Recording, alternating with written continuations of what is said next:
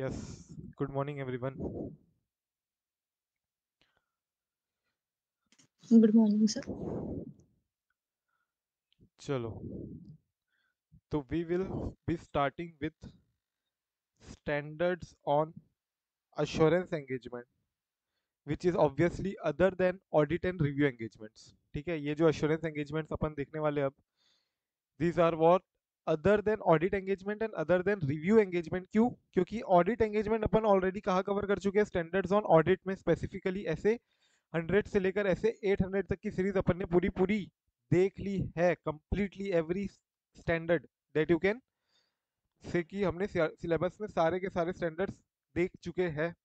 Similarly review engagement अपन देखेंगे कल probably. And then अपना फिर अदर देन डेट अश्योरेंसेस क्या बचते हैं इसके अलावा. Other than that what all assurances as an auditor किस किस अश्योरेंस में प्रोवाइड करेगा. तो ये अपन देखेंगे स्टैंडर्ड्स ऑन अश्योरेंस एंगेजमेंट.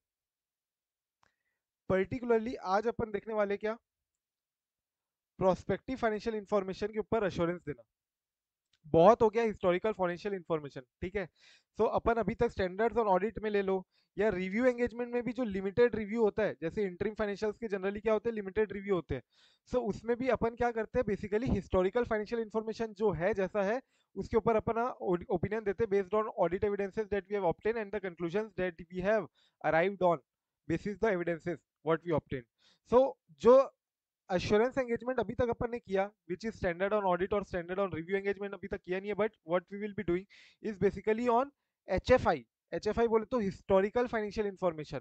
अब we will think of PFI भी, क्योंकि भाई बहुत ज्यादा तुम देख रहे होंगे पर्टिकुलरली कि प्रोस्पेक्टिव फाइनेंशियल इंफॉर्मेशन की नीड बढ़ते जा रही है by the investors, by the bankers, by the creditors.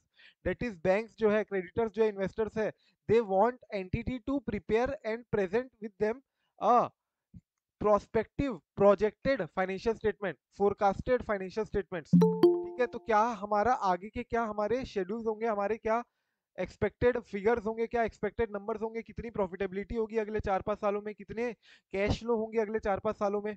ये सब ज्यादा इंटरेस्टेड है एंटिटी, पर्टिकुलरली जब तुम फंड रेस कर रहे हो. राइट, जब तुम फंड रेस कर रहे हो बैंक के थ्रू, तो बैंक तुमसे मांगेगी ना. तुमने पता होगा ऑलरेडी, तुमने किया भी होगा आर्टिकलशिप के दौरान या फिर अपने सीए फर्म में किया होगा तुमने.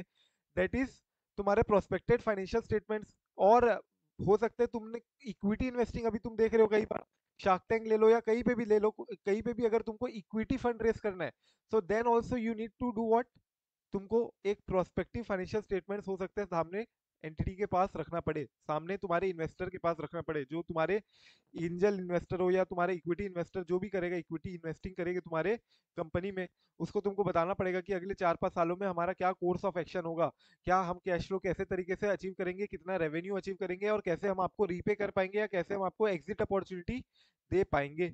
सो इसके लिए प्रोस्पेक्टिव फाइनेंशियल इंफॉर्मेशन तो एंटिटी बना देगी, लेकिन इसकी अश्योरेंस कोई अगर दे दे हमको तो और भी बढ़िया हो जाएगा. राइट, इसका कोई अश्योरेंस दे दे हमको तो और भी बढ़िया हो जाएगा. इसीलिए चार्टर्ड अकाउंटेंट्स को पर्टिकुलरली, सीए चार्टर्ड अकाउंटेंट्स को पर्टिकुलरली अश्योरेंस देने के लिए रिलायबल माना गया है. And chartered accountants can give assurance on this prospective financial information also, on the prospective, historical नहीं बोल रहा हूँ, prospective, future, future. That is, can we see the future? Yes, we can see basis the assumption, basis the source of information, but can we rightly say कि यही होगा क्या? क्या हम एग्जैक्टली बोल सकते हैं क्या कि जैसा प्रोस्पेक्टिव फाइनेंशियल इंफॉर्मेशन है वैसा का वैसा ही होगा, या मोटा माटी थोड़ा बहुत डेविएशन होगा? नहीं, we will directly deny us from vouching the वेरिफिकेसी ऑफ द फोरकास्ट. ये अपन ने देखा था कहाँ पे, क्लॉज 3 ऑफ शेड्यूल 1 पार्ट 1, तुमको याद होगा तो, sorry schedule 1 part 2, schedule 2 part 1, schedule 2 part 1 में तुमको याद होगा तो क्लॉज 3 में अपन ने देखा था कि अगर chartered accountant vouching for the accuracy of the forecast में इन्वॉल्व करता है खुद को, right, he is involving himself in the prospective financial information and he vouches for the accuracy of the forecast, तो वो गिल्टी हो जाएगा प्रोफेशनल मिसकंडक्ट का. तो वो रिकॉल करना जो अपन ने ऑलरेडी पढ़ा हुआ है, तुमको याद आना चाहिए. ऐसे ही 3400 का अपन रेफरेंस भी देते थे, ऐसे ही 3400 का रेफरेंस तुमको याद आ रहा होगा कि तुमको बेसिस ऑफ इंफॉर्मेशन बताना पड़ेगा, फोरकास्ट क्या किस बेसिस में कर रहे हो, अजम्पशन क्या है तुम्हारे. Right, and you will definitely have to say what कि we do not vouch for the accuracy of the forecast. हम एक्यूरेसी पे वाउच नहीं कर रहे हैं. We do not vouch for the वेरिफिकेसी और एक्यूरेसी ऑफ द फोरकास्ट. तो सिंपल सी बात है, क्या चार्टर्ड अकाउंटेंट्स एम्प्लॉय हो सकते हैं to provide assurance on prospective financial information? Answer is yes. ऐसा मत बोलना कि हम एम्प्लॉय नहीं हो सकते. We will not be involve in this PFI. ऐसा नहीं है. We will be involve with the PFI. We can give assurance but we will not vouch for the accuracy of the forecast. हम clearly बोल देंगे भैया कि जो deviation आ सकते हैं वो मटेरियल डेविएशन हो सकते हैं. ये जो एक्चुअल रिजल्ट आएगा वो हो सकता है इन वेरिएशन हो of the prospected financial information. So actual और प्रोस्पेक्टिव फाइनेंशियल इंफॉर्मेशन में डिफरेंस हो सकता है. तो ये तुमको क्लियरली कट बोल देना है अपने रिपोर्ट में जब तुम अपना ओपिनियन दोगे, एक्सप्रेस करोगे अपना opinion. And then clearly you will have to say what you do not vouch for the accuracy of the forecast. So ये एक बेसिक ढांचा है prospective financial information and other assurance services जो अपन को करना है कवर इस चैप्टर में. Prospective financial information. तो अब अपन आते क्या, प्रोस्पेक्टिव फाइनेंशियल इंफॉर्मेशन मतलब क्या हुआ? प्रोस्पेक्टिव मतलब मैंने तुमको क्या बोला, हिस्टोरिकल तो नहीं है ये, राइट? ये फ्यूचर ओरिएंटेड है financial information. These are prospective financial information which are what futuristic. Futuristic figures है तुम्हारे. एंड इसको इसीलिए दो पार्ट में भाग किया है इंस्टीट्यूट ने. दो पार्ट में डिवाइड किया है. One is forecast and other is projection. One is forecast and other is projection. तो तुम लोग बोलोगे अभी क्या, ये तो दोनों सर सेम ही लग रहे एकदम. फोरकास्ट प्रोजेक्शन में क्या ही डिफरेंस होगा, राइट? बड़ा डिफरेंस है एक. एंड पर्टिकुलरली ऑडिटर को भी ये ध्यान में रखना पड़ेगा कि सामने जो पीएफआई है, PFI prospective financial information, the PFI that is been prepared by the entity is forecast है या तुम्हारा प्रोजेक्शन है. एज एन ऑडिटर तुमको ये समझना पड़ेगा कि ये फोरकास्ट है कि प्रोजेक्शन है, क्योंकि तुम्हारा ऑडिट प्रोसीजर्स भी उस पे वेरी करेगा कि ये फोरकास्ट है कि तुम्हारा फोरकास्ट है कि प्रोजेक्शन है. तो तुम खुद से बताओ, एक बार सोचो. दोनों वर्ड तुमने सुना हुआ है कई बार. तुमको कौन सा वर्ड ज्यादा अश्योरिंग लग रहा है, फोरकास्ट या प्रोजेक्शन? फोरकास्ट तुमको ज्यादा अश्योरिंग लग रहा है, that is which is much expected. कौन सा ज्यादा एक्सपेक्टेड लग रहा है कि ज्यादा एक्सपेक्टेड कहाँ होगा, फोरकास्ट में या प्रोजेक्शन में? एक्सपेक्टेड डेटा या एक्सपेक्टेड रिजल्ट्स तुम्हारे मोटा माटी सेम होने चाहिए. ये फोरकास्ट तुमको लग रहा है या प्रोजेक्शन में? बोलो. फोरकास्ट. फोरकास्ट या projection?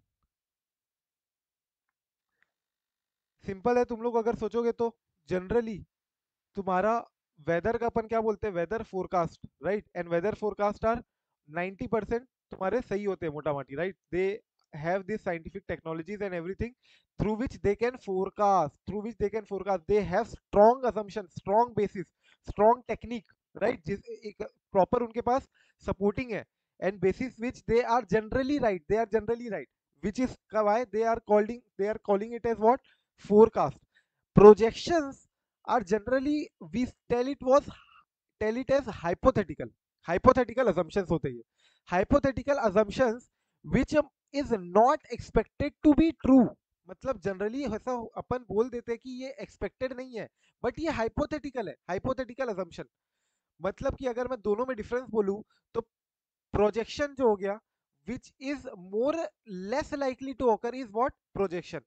And which is more likely or more expected is your forecast. Simple से अगर डिफरेंस बोलूं, मोर एक्सपेक्टेशन अगर मैं बोलूं ये ज्यादा एक्सपेक्टेड है, या फिर मोर लाइकली टू ऑकर बोलूं तो तुम्हारा हो गया फोरकास्ट. और लेस लाइकली टू ऑकर या लेस तुम्हारा एक्सपेक्टेशन है तो वो हो गया तुम्हारा hypothetical assumptions. Hypothetical assumptions basis पे which is called as what, projections. तुम एक बार सोच के बताओ कहां पे तुम यूज करोगे प्रोजेक्शंस और कहां पे तुम यूज करोगे फोरकास्ट. प्रोजेक्शन एग्जांपल पूछ रहा हूं मैं तुमको. स्टार्टअप के केस में नई नई एंटिटी है और तुमको इसका फोरकास्ट करना है या इसका प्रोजेक्शन करना है, तो कौन सा वर्ड ज्यादा यहाँ पे आएगा? मतलब कौन सी चीज तुम कर रहे हो बेसिकली. अब अपन एकदम टेक्निकल चीज पढ़ रहे हैं, मतलब टेक्निकली डिफरेंशिएट क्रिएट करना चाह रहे हैं in between projection and in between forecast. तो अब तुम बताओ कि अपन जो स्टार्टअप का फाइनेंशियल फिगर फ्यूचर नंबर जब निकालना चाहते हैं तो ये प्रोजेक्शन हुआ या तुम्हारा फोरकास्ट हुआ इन द केस ऑफ स्टार्टअप्स या न्यू प्लांट है तो? Projection. Projection, right? Because of the less expectation, because of the less expectation. Similarly right correct projections होगा इस केस में। और अगर मैं बोलूँ कोई ऑलरेडी इस्टेब्लिश्ड एंटिटी है, मेरी एंटिटी ऑलरेडी पिछले 15 साल से चल रही है, और अब मैं एक्सपांशन के लिए जा रहा हूँ कहाँ पे, किसके पास, बैंक के पास, बैंक के पास जा रहा हूँ मैं लोन मांगने। या फिर मैं ऑलरेडी इस्टेब्लिश्ड एंटिटी हूँ, मैं जा रहा हूँ अब आईपीओ में to expand further, to acquire some other entity, या किसी के लिए भी मेरे को आईपीओ में फंड्स एक्वायर करने फ्रॉम द पब्लिक। तो इस केस में मैं जनरली क्या बोल सकता हूँ कि मैं बहुत पुरानी एंटिटी हूँ, and therefore I can much give what much expected prospective financial information. मतलब जो मेरे प्रोस्पेक्टिव एफआई होंगे, प्रोस्पेक्टिव फाइनेंशियल इंफॉर्मेशन होंगे, दैट वुड बी एक्सपेक्टेड, और ये जो एक्सपेक्टेड होंगे is more than what we will have it at projections. समझ में आ रहा है difference? And therefore we will call it as what, forecast. जब अपन इस्टेब्लिश्ड एंटिटी का कर रहे हैं तो इसको अपन बोलेंगे फोरकास्ट। एक बार व्हाट इज फोरकास्ट और व्हाट इज प्रोजेक्शंस को रीड करो, उन दोनों के एग्जांपल को भी रीड करो। जब अभी बस ये दोनों को रीड करो, एंड इसके बाद अपन एक बार फिर से देखेंगे इसके कुछ और एग्जांपल्स। यस,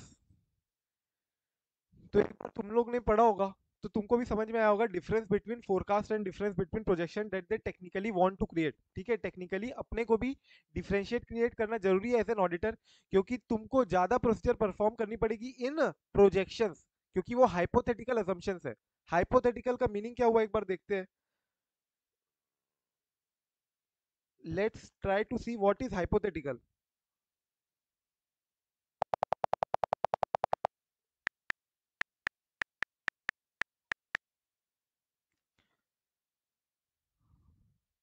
हाइपोथेटिकल का मीनिंग देखो क्या दिया हुआ है। तुमने भी ब्रैकेट में देखा होगा, अपने इसमें दिया है इमेजिन्ड या सजेस्टेड है। ये सजेस्टेड है, ये इमेजिन्ड है, बट परहैप्स नॉट ट्रू और really happening, but perhaps true या फिर not really happening.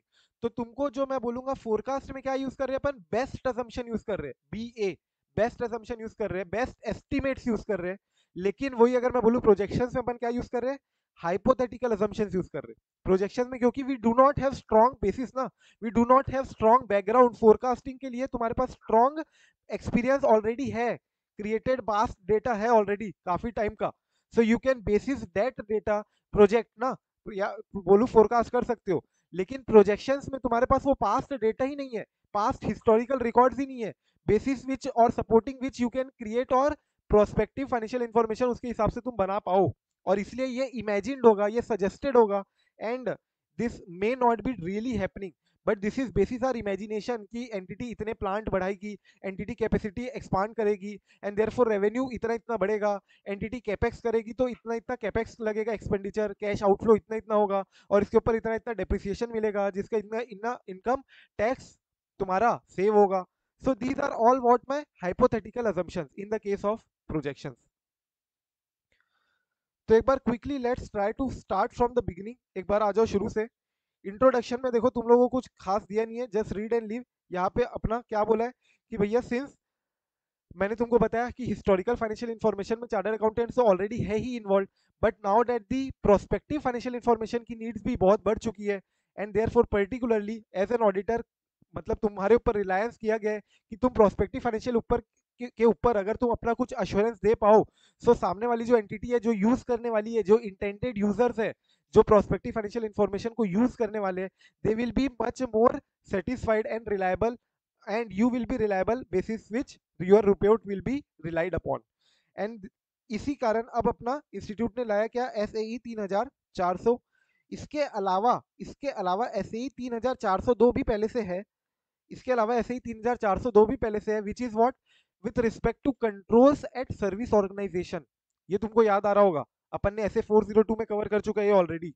We did S A 402 if you remember, controls at service organisation, that we will again recall, ठीक है, via this SA via this SA 3402। एक बार अपन S A 402 को भी recall कर लेंगे, control set service organisation.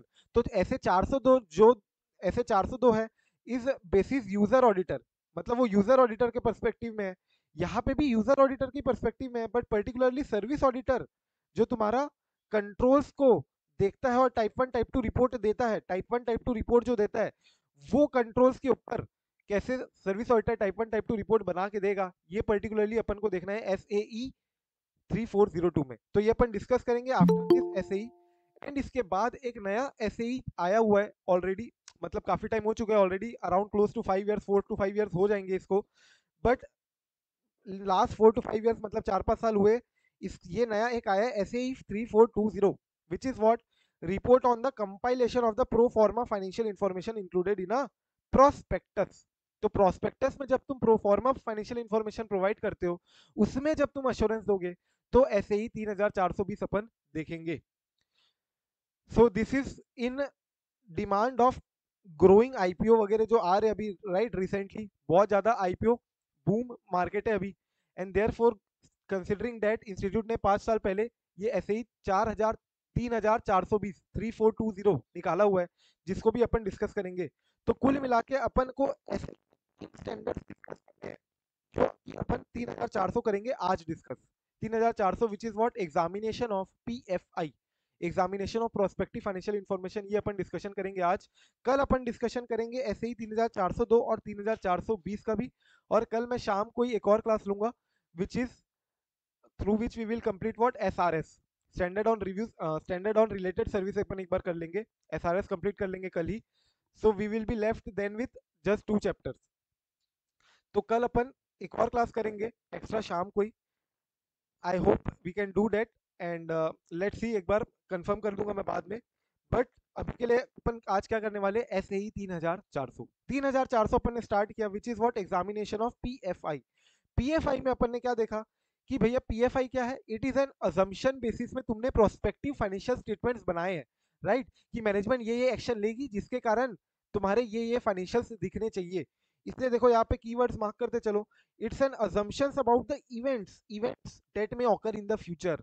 ठीक है, तुम अजम्पशन बेसिस में बता रहे हो कि फाइनेंशियल इंफॉर्मेशन कैसे है, based on the assumptions of events. Possible actions by an entity, जो एक्शन एंटिटी ले सकती है, expected actions, highly subjective in nature, obviously ये प्रोजेक्टेड है, राइट, ये कोई रॉकेट साइंस नहीं है। And its preparation requires the exercise of considerable judgement, subjective है, जजमेंट रिक्वायर्ड है, पॉसिबल एक्शन है ये तो इवेंट्स के बारे में, और एक अजम्पशन है अबाउट द इवेंट्स दैट में ऑकर इन द फ्यूचर। तो prospective financial information can be in the form of, I told you what, 3 types. एक तो हो सकता है तुम प्रोजेक्शन दो, एक तो हो सकता है फोरकास्ट दो, और एक तीनों का combination. That is if I say you what, I can tell you कि तुम्हारे एंटिटी का ऑलरेडी 2-3-4 साल हो चुका है, और अब तुम अगले साल को तो अच्छे से प्रेडिक्ट कर सकते हो, अगले साल को तो अच्छे से प्रेडिक्ट कर सकते हो basis last 4 to 5 years experience data. और इसके बाद का लेकिन तुमने कुछ ज्यादा ही aggressive assumptions लिए हैं, and that we can call it as what, hypothetical assumption, which are suggested, which are imaginative, and may not really be happening। तो 1 ईयर का तो तुमने क्या किया है, फोरकास्ट किया है, प्लस बाकी के 4 साल का क्या किया है, मैंने क्या बोला, प्रोजेक्शंस। ऐसा हो सकता है, that is called as what, a combination of both, combination हो सकता है, तुम यूज कर लो। तो फोरकास्ट प्लस प्रोजेक्शन, इसमें पर्टिकुलरली डिफरेंस क्रिएट करना है एज एन ऑडिटर। मेरे को ज्यादा ध्यान देना पड़ेगा यहाँ पे, जब एंटिटी ने, सामने वाली जो एंटिटी है, क्लाइंट है हमारा, प्रोस्पेक्टिव फाइनेंशियल इंफॉर्मेशन में प्रोजेक्शंस यूज किया उसने अगर, तो हमको पर्टिकुलरली उसके असम्पशंस को देखते हुए उसके एविडेंसेस वगैरह और ध्यान से देखने पड़ेंगे, कैसे अपन इस पे रिलाय करने के लिए अश्योरेंस देंगे। इसलिए तुमको भी डिफरेंस क्रिएट करना चलना है, और मैंने बताया फोरकास्ट और प्रोजेक्शन में क्या डिफरेंस है। जनरली तुमने अगर सुना होगा फाइनेंशियल मॉडलिंग या कैसे भी करके, तो इसमें अपन, सबसे इंपॉर्टेंट होता है टर्नओवर तुमको करना फोरकास्ट, राइट। सो जब अपन फोरकास्ट करते हैं, तो बेसिकली हो सकता है तुम्हारे पास अगर ऑलरेडी पास्ट डेटा है 5-10 साल का, तो तुम हो सकता है 10 ईयर्स का CAGR निकाल लो। जितना भी तुम्हारा CAGR आ रहा है, उसी को अगले 4-5 साल में ग्रो करो रेवेन्यू को, ऐसा कर सकते हो, ऑप्शन नंबर 1। ऑप्शन नंबर 2, तुमको हो सकता है कि इतने ज्यादा नंबर ऑफ ईयर्स तुम्हारे पास ऑलरेडी है पास्ट में, तो तुमको डेटा दिख रहा है कि फर्स्ट ईयर 10% ग्रोथ हुई थी, फिर देन 12% ग्रोथ हुई थी, राइट, फिर 13% ग्रोथ हुई थी, उसके बाद 16% ग्रोथ हुई, फिर 19% ग्रोथ हुई, फिर 20% ग्रोथ हुई, एंड देन 22% ग्रोथ हुई। तो तुमको दिख रहा है कि ऑन एन एवरेज जनरली 2% ज्यादा ग्रोथ हो रही है मेरी as compare to last year, ऐसा हो रहा है, ऐसा तुमको कुछ पैटर्न दिख रहा है। तो हो सकता है इसी बेसिस में तुम नेक्स्ट ईयर की ग्रोथ क्या ले लो, 24%, राइट, नेक्स्ट ईयर की ग्रोथ ले लो तुम 24%। And that is your forecast. You have a lot of data banking, तुम्हारे पास बहुत सारा सपोर्टिंग डेटा है जिसके बेसिस में तुम एविडेंस प्रोवाइड कर सकते हो कि क्यों तुमने ये अजम्पशन लिया. मेन यहाँ पे ऑडिटर का काम क्या है? As an auditor you have to see की assumptions जो ले रही है entity in preparation of the prospective financial information, जो assumptions ले रही है वो वैलिड है ना, वो रीजनेबल है ना, assumptions रीजनेबल है कि नहीं है. ये तुम्हारा मेन काम है यहाँ पे एज एन ऑडिटर. तो तुम्हारा प्रोस्पेक्टिव फाइनेंशियल इंफॉर्मेशन में फोरकास्टिंग हो सकता है कि तुम्हारे पास डेटा हो तो तुम उसका यूज करके फोरकास्ट क्लियरली एक्सपेक्टेड मैं बोल सकता हूँ कि करोगे. एंड प्रोजेक्शंस हो सकते हैं कि तुम्हारे पास डेटा ना हो, एग्जांपल न्यू प्लांट तुम ओपन कर रहे हो, न्यू प्लांट कैपेसिटी इंक्रीज कर रहे हो, या न्यू एंटिटी हो, तुम अभी अभी आए हो और उस बेसिस में तुमको फंड चाहिए कोई बैंक से या किसी से भी, तो उस केस में तुम क्या दोगे? प्रोजेक्शंस. प्रोजेक्शंस. तो देखो what is forecast. Forecast means prospective financial information prepared on the basis of assumptions as to future events which management mark करना very very important, expects to take place. Expects to take place. Expected है ये. Expects to take place. The action management expects to take as of the date of the information is prepared. So एक दिन तुमको decide करना पड़ेगा और ये तुमको इंपॉर्टेंट है कि तुम किस दिन को डिसाइड कर रहे हो. उस डेट पे जितने तुमने अजम्पशंस लिए हैं वो सब होल्ड ट्रू होने चाहिए तुम्हारे हिसाब से. तुम्हारे हिसाब से जितने तुमने अजम्पशन लिए थे, हो सकते तुम assumption through out the period low, right. Example मैं तुमको देता हूँ कि मान के चलो तुम जनरली यहाँ पे फोरकास्टिंग अपन कैसे करते हैं? टॉप डाउन अप्रोच लगा के, राइट, कि इकोनॉमी कितना ग्रो होने वाली है, हम किस इंडस्ट्री में, वो इंडस्ट्री कितना ग्रो होने वाली है, एंड अकॉर्डिंगली हमारा कितना मार्केट शेयर है, हम इसमें कितना और मार्केट शेयर बढ़ा सकते हैं, एंड अकॉर्डिंगली हम क्या क्या कैपेक्स करने वाले हैं, हमारा टर्नओवर उसके हिसाब से कितना होगा, हमारा डेप्रिसिएशन एक्सपेंस उसके हिसाब से कितना होगा. So basis that you generally do what? Forecasting. And इस केसेस में यहाँ पे क्या बोल रहा है कि तुमको एक डेट डिसाइड करके रखनी है जिस डेट पे तुम्हारे सारे असम्पशंस होल्ड ट्रू होने चाहिए as on that date, even though वो असम्पशंस तुमने थ्रू आउट द पीरियड लिए होंगे. हो सकता है तुमने 3 महीने में बनाया प्रोस्पेक्टिव फाइनेंशियल इंफॉर्मेशन, अभी जस्ट एग्जांपल इकोनॉमिक डेटा के हिसाब से तुमने लिया था पहले, जीडीपी डेटा जो तुमने लिया था वो 7.2% लिया था ग्रोथ का, या जो भी लिया तुमने, मान लो एग्जांपल 6.4% जो एक्सपेक्टेड था, उसको अभी अभी आरबीआई ने अब इंक्रीज कर दिया, उनका एक्सपेक्टेड ग्रोथ रेट जो है वो उन्होंने बढ़ा दिया, बिकॉज Q3 का जो डेटा आया है, Q3 का जो जीडीपी डेटा है, that is much more promising. ठीक है, काफी स्ट्रॉन्ग जीडीपी डेटा है. तो उस केस में ऑलरेडी वी आर सीइंग कि पास्ट कुछ क्वार्टर से India is performing very very good, right, in terms of GDP growth बहुत ज्यादा ही रह रही है, जनरली एक्सपेक्टेड से काफी ज्यादा ग्रोथ आ रही है. एंड देयरफॉर कंसीडरिंग दैट उन्होंने अपना जीडीपी फोरकास्ट ही बढ़ा दिया है, FY24 का फोरकास्ट 8%, राइट. एंड देयरफॉर तुमने असम्पशन जब पहले लिया था वो असम्पशन हो सकता है कुछ और हो, अब असम्पशन जो तुम ले रहे हो वो असम्पशन कुछ और है, अब असम्पशन ले रहे हो वो कुछ असम्पशन और है. जनरली बैंक्स जो लोन का असम्पशन लेती है ना कि हमारी लोन बुक कितनी ग्रो होगी, वो जनरली इकोनॉमिक डेटा के बेसिस में लेती है. इकोनॉमिक डेटा मतलब इकोनॉमी में हम देख रहे हैं कि जीडीपी ग्रो होने वाला है 7%, 7.5%, तो हम जनरली इसका 2x ले लेते हैं लोन ग्रोथ. ये हो गया तुम्हारा बेस्ट असम्पशन, मतलब best estimate. Generally best estimate तुम ले लेते हो कि 2x of the GDP growth rate जो होगा तुम्हारा, वो तुम्हारा लोन बुक उतनी ग्रोथ होनी चाहिए. तुम देखोगे भी तो मोस्टली बैंक्स की लोन बुक ग्रोथ तुमको दिखेगी 10, 12, 15%, 20, 20%, इतनी दिखेगी. And that is how they generally rely. मतलब ये तो एक मोटा माटी मैंने बता दिया क्या फैक्टर तुम ले सकते हो. इसी बेसिस में यहाँ पे मैनेजमेंट भी बोल रही है कि तुम जो अजम्पशन ले रहे हो ना, इसके लिए एक डेट डिसाइड करनी पड़ेगी तुमको, और वो डेट पे वो जो अजम्पशन है वो होल्ड ट्रू होनी चाहिए. इसीलिए अपन एक डेट डिसाइड करते हैं. Expect actions management expects to take as of the date of the information is prepared.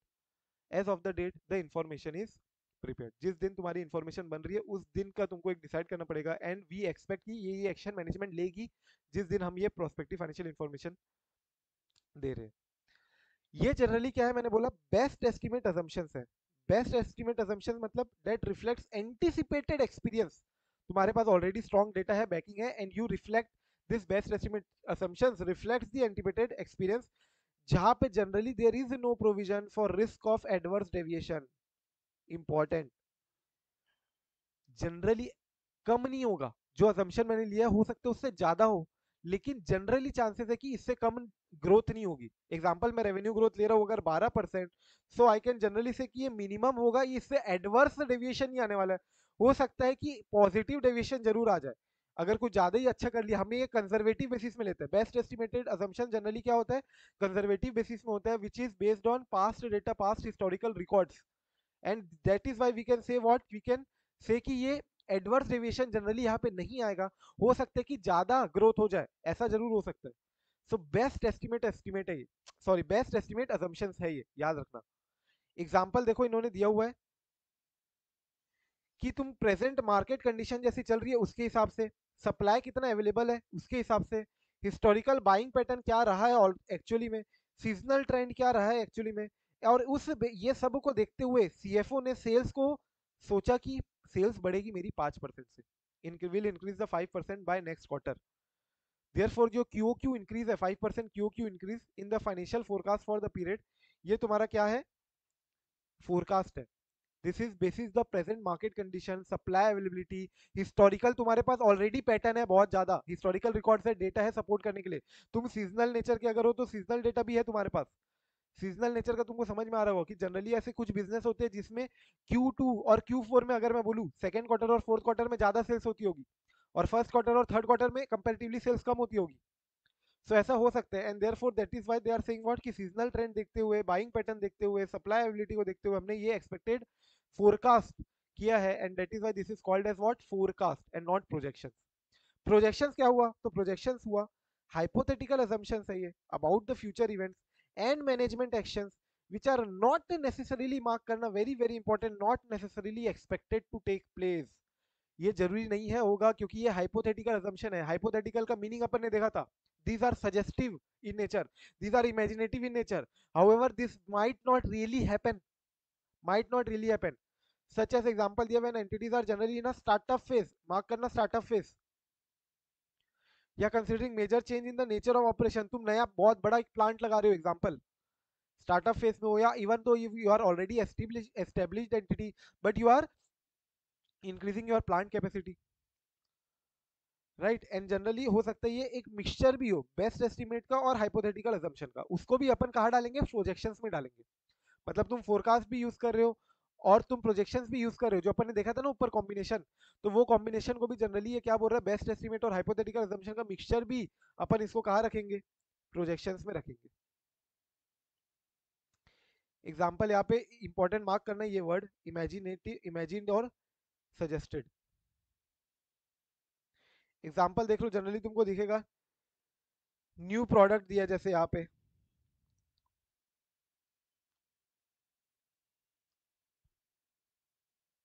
ये कंफ्यूजिंग एग्जाम्पल है, इसको उड़ा सकते हो, कुछ काम का नहीं है। और ये देखो यहाँ पे न्यू प्लांट दिया है, ठीक है, तो न्यू प्लांट है, न्यू प्रोडक्ट है, इस पे फोकस करो, क्योंकि इसके पास, इसके लिए हमारे पास फोरकास्ट करने का रिसोर्सेज अवेलेबल नहीं होंगे, past historical data, buying pattern, market records, ये सब अवेलेबल नहीं हो पाएंगे।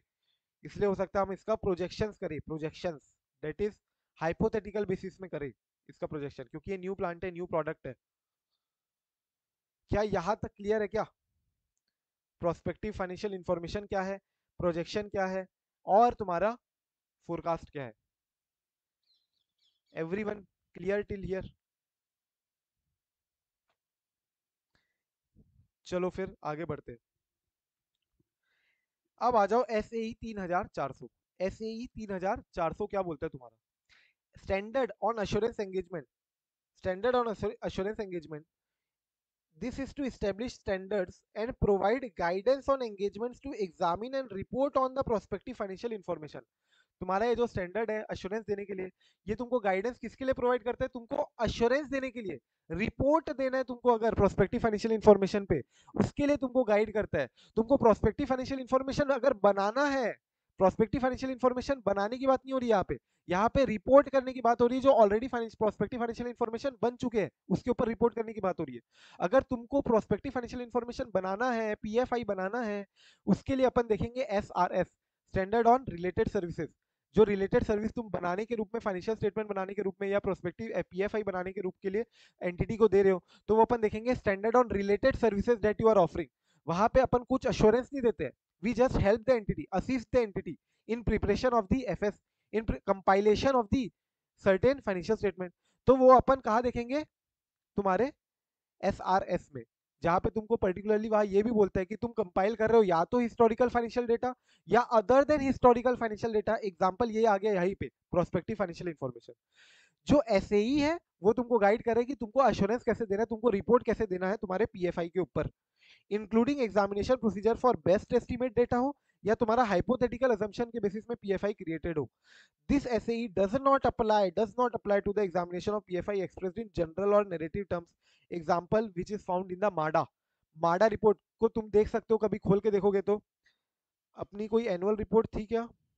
हाँ, अपन ने फेडरल बैंक की एनुअल रिपोर्ट देखा था, राइट?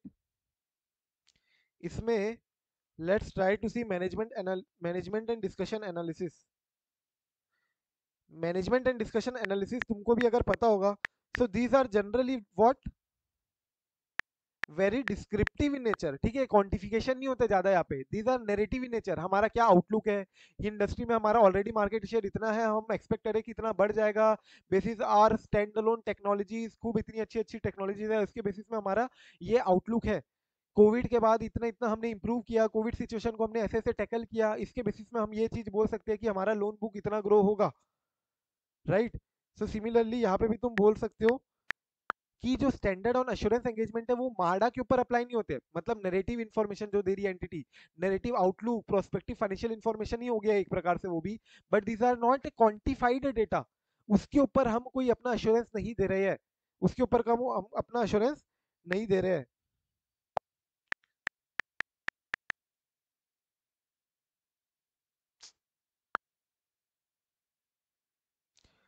देखो यहाँ पे ये तुम्हारा क्या है, मैनेजमेंट एंड डिस्कशन एनालिसिस, माडा।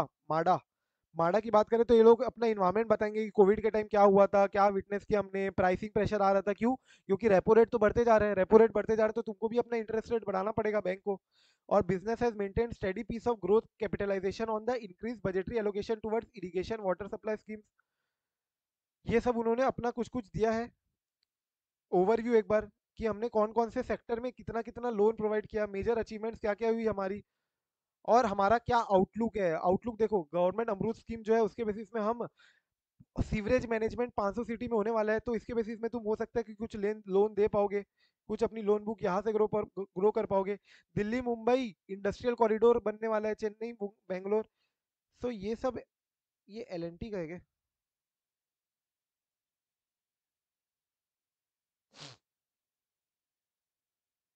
ये एलएनटी का है, सॉरी, फेडरल बैंक का नहीं है, ये मेरे को लग ही रहा था। ठीक है, तो ये एलएनटी का है, तो वो लोग अपना अपना बता रहे हैं कि यहाँ पे हमको गवर्नमेंट स्कीम के तहत हम यहाँ पे अपना आउटलुक देख रहे कि हमको यहाँ पे करना पड़ेगा क्या, ग्रो, हमको यहाँ पे मैन्युफैक्चरिंग अपॉर्चुनिटीज मिल सकती है, स्ट्रक्चरल एंगेजमेंट इक्विपमेंट्स जो प्रोवाइड करने होते हैं उसका इक्विपमेंट प्रोवाइड करने की अपॉर्चुनिटी मिल सकती है। हर एक सेक्टर का ये अपना ओवरव्यू देंगे, बिजनेस इन्वायरमेंट क्या चल रहा है करेंटली, क्या पुराना पेंडेमिक के बाद क्या हुआ, ये पूरा पूरा बताएंगे। एंड अल्टीमेटली अपना एक बार पूरा ओवरव्यू भी देंगे और आउटलुक भी देंगे साथ ही साथ, major achievement what they obtained and outlook that they have.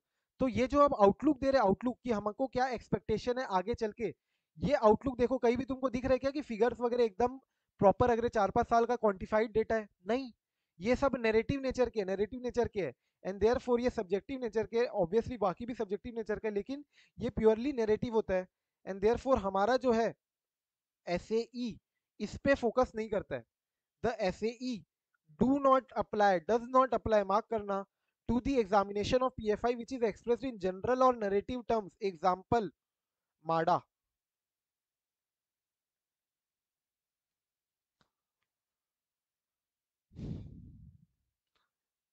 Although कुछ प्रोसीजर जो अपन यहाँ पे देखेंगे वो वहां के लिए भी सुटेबल है, तुम्हारे को अगर माडा का रिपोर्टिंग करनी है तो तुम यहाँ के कुछ प्रोसीजर वहां पे अपना सकते हो, लेकिन हम माडा के ऊपर रिपोर्टिंग जनरली नहीं करेंगे।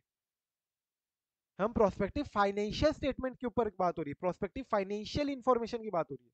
नैरेटिव टर्म्स, जनरल टर्म्स के ऊपर जो बातें हुई हुई है, आउटलुक है, उसके ऊपर हमारा पीएफआई जो ये है एसएई 3400, ये इसके स्कोप में नहीं आता है। इंपॉर्टेंट मार्क करना, एग्जाम में आ सकते हैं एमसीक्यू के रूप में। Further, the principles laid down in other standards on auditing issued by ICAI should be used by the auditor to the extent practicable. मतलब तुमको बाकी जो स्टैंडर्ड्स ऑन ऑडिट ऑलरेडी है तुम्हारे पास, बाकी जितने भी स्टैंडर्ड्स है तुम्हारे पास इंस्टीट्यूट ने जो जो पब्लिश किया है उसका भी तुम भरपूर यूज करो। साथ ही साथ ऑडिटर यहाँ पे क्यों यूज हुआ है, क्या हम यहाँ पे ऑडिट कर रहे हैं क्या, नहीं, लेकिन auditor is used involving because it involves examination of the PFI. Such a reference is not intended to imply that a member performing such service need necessarily to be the statutory auditor. इसका मतलब ये नहीं हो गया कि तुमने अगर prospective financial information के ऊपर अपना ओपिनियन देना है, अगर तुमको एंगेज होना है पीएफआई के ऊपर ओपिनियन देने के लिए, तो तुमको उस एंटिटी का स्टैट्यूटरी ऑडिटर भी होना जरूरी है, ऐसा नहीं है। तुम हो सकते हो कोई और चार्टर्ड अकाउंटेंट भी हो, एंटिटी तुम्हारे पास आई है, तुम्हारे से ओपिनियन मांग रही है कि पीएफआई के ऊपर अपना ओपिनियन दो, एक्सप्रेस करो, अपना अश्योरेंस दो, तो you need not be statutory auditor, even though we will in this standard we will call the chartered accountant as what, auditor only, हम उसको auditor ही बोलेंगे यहाँ पे भी, because in effect we are giving our opinion, express तो कर ही दे opinion यहाँ पे भी। ठीक है, ये हुआ तुम्हारा scope. Nature of assurance regarding PFI, जो जनरली तुम्हारा नेचर, जो तुम्हारा अश्योरेंस जो होगा, ये तुम बताओ। ये एक बार मैं पहले तुमको बता चुका हूँ क्या, एक चीज कि अपन ने देखा था, एक तो हो गया तुम्हारा रीजनेबल अश्योरेंस, राइट, जो अपन देखते हैं ऑडिट के केस में जनरली। एक मैंने तुमको और बताया था लिमिटेड रिव्यू। लिमिटेड रिव्यू में जो लिमिटेड रिव्यू एंगेजमेंट है, उसमें मैंने तुमको कैसे बताया था कि ऑडिटर कैसा लेवल का अश्योरेंस देता है, वो लिमिटेड अश्योरेंस देता है, इन द सेंस व्हाट, वो नेगेटिव अश्योरेंस देता है। नेगेटिव अश्योरेंस ये देता है कि मैंने तुमको बताया था, जैसे कि अगर तुम मेरे को पूछोगे कि यश सर कैसे पढ़ाते हैं ऑडिट, तो तुमने अगर ऑलरेडी पढ़ा हुआ नहीं है तो हो सकता है तुम बोलोगे कि यार पता नहीं है मेरे को कैसे पढ़ाते, बट हाँ मैंने कुछ यूट्यूब वगैरह में देखा था, तो उसके बेसिस में मैं ये बोल सकता हूँ कि गलत तो नहीं है, अच्छे खराब तो नहीं है, खराब तो नहीं है। तुम क्या बोल रहे हो, नेगेटिव में नेगेटिव डाल रहे हो कि खराब नहीं है, मैं ये नहीं बोल सकता कि खराब नहीं है, मैं ये नहीं बोल सकता कि फाइनेंशियल स्टेटमेंट्स खराब नहीं है, समझ में आ रहा है। सो इस तरीके से तुम नेगेटिव एश्योरेंस लैंग्वेज तुम्हारी होती है जनरली। सिमिलरली लिमिटेड रिव्यू में जैसे ही यहाँ पे भी जो तुम्हारा नेचर ऑफ एश्योरेंस होगा, ये तुम्हारा फ्यूचर ओरिएंटेड होते हैं, तुम्हारे क्या होते हैं, फ्यूचर ओरिएंटेड होता है जनरली पीएफआई।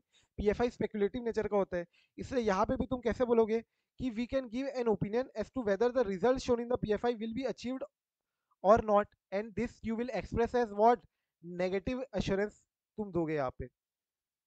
नेगेटिव एश्योरेंस मैंने तुमको क्या बताया कि तुम यहाँ पे ये बोलोगे कि भैया पीएफआई जो है तुम्हारे, वो हमको ऐसा कहीं भी ये नहीं मिल रहा है कि अनरीजनेबल अजम्पशंस है, we do not find that the assumptions are unreasonable, ऐसा करके तुम बोल सकते हो, and we do not find that the basis for assumptions are unreasonable, basis of forecast is unreasonable, तो तुम नेगेटिव करके एश्योरेंस दे रहे हो। So PFI relates to action or events which have not yet occurred and might not even occur, and therefore these are very much future oriented, very much speculative in nature, and distinct from the normal evidences that we normally obtain in the case of historical financial information. So यहाँ पे भी जो तुमको evidences भी जो मिलेंगे ना, वो भी ऐसे ठोस एविडेंस नहीं होंगे। यहाँ पे जो एविडेंस रहेंगे वो अजम्पशंस के एविडेंस होंगे। तुम अजम्पशन किस बेसिस में ले रहे हो, उसका एविडेंस होगा कि तुमने पास 10 साल का डेटा का एवरेज लिया है, ठीक है, पास 10 साल का सीएजीआर ले लिया, या तुमने ट्रेंड को देखा कि कितना कितना हर साल बढ़ते जा रहा है, मेरा 10% हुआ, फिर 12% हुआ, फिर 13 हुआ, 14 हुआ, 15 हुआ, फिर अगले साल 16% ग्रोथ हुई, फिर उसके अगले साल 18% ग्रोथ हुई, तो ऑन एन एवरेज मेरा 1% इंक्रीज होता है, तो मैं नेक्स्ट ईयर हो सकता है 19% ग्रोथ ले लूँ, उसके नेक्स्ट ईयर 20 लूँ, 21 लूँ, 22 लूँ, तो इस बेसिस में मेरे को रेवेन्यू हो सकता है फोरकास्ट कर सकता हूँ मैं। So therefore an opinion as to whether the results shown in the PFI will be achieved cannot be expressed. तुम ये नहीं बोल सकते कि ये जो पीएफआई में, जैसा पीएफआई में एक्सप्रेशन, पीएफआई में जो डेटा दिया है वो का वो एक्चुअल रिजल्ट भी होगा, एग्जैक्टली एक्चुअल रिजल्ट वही होगा, ये हम नहीं बोल सकते हैं। मैंने बता दिया ना, you can not vouch for the accuracy of the forecast. Normal है preparation and presentation of PFI, किसकी responsibility, obviously obviously obviously what, management की रिस्पॉन्सिबिलिटी ना, पीएफआई प्रिपेयर करना, प्रेजेंट करना, हमको क्या करना है, हमको क्या लेना देना, हमको थोड़ी ना फंड चाहिए, मैनेजमेंट को फंड चाहिए, right. Management will have to prepare PFI, will have to present them in front of banks या in front of their investor whoever requires what PFI. So management is responsible for identification and disclosure of PFI. Basis of forecast क्या लिया है, management responsible है, और underlying assumptions क्या क्या है उस फोरकास्ट के बेसिस में, क्या अजम्पशन तुमने एग्जैक्टली लिया है, ये सब रिस्पॉन्सिबिलिटी सब सब सब मैनेजमेंट की है। अब नेक्स्ट पॉइंट आता है, कैन प्रोफेशनल अकाउंटेंट्स भी एसोसिएटेड विद पीएफआई? तो मैंने तुमको बता दिया ऑलरेडी कि यस, बैंक्स और बाकी इन्वेस्टर जितने हैं वो चार्टर्ड अकाउंटेंट्स को जनरली रिलायबल मानते हैं कि वो लोग अगर एश्योरेंस दे दे एक बार पीएफआई के लिए, तो हम भी थोड़ा फिर सोचे लोन देने का या फंडिंग देने का, जैसा भी। तो एक बार के लिए अगर मैं बोलूँ तो yes, professional accountants can be associated with the prospective financial information, answer is yes. However तुमको याद होगा क्लॉज 3, ठीक है, clause 3 of part 1 of schedule 2, clause 3 of part 1 of schedule 2, जहां पे तुमको पर्टिकुलरली रिस्ट्रिक्ट करता है, इन the case of PFI you can not vouch for the accuracy of the forecast. अगर तुम करते हो so you will be held then guilty of professional misconduct, guilty हो जाओगे। तो देखो ये पूरा का पूरा पैरा पढ़ो एक बार, तुमको समझ में आएगा।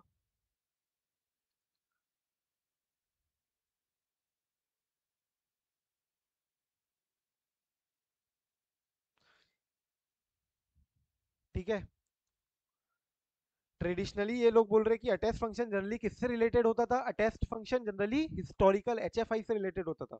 अब अपन पीएफआई के केस में भी अटेस्ट फंक्शन प्रोवाइड कर सकते हैं।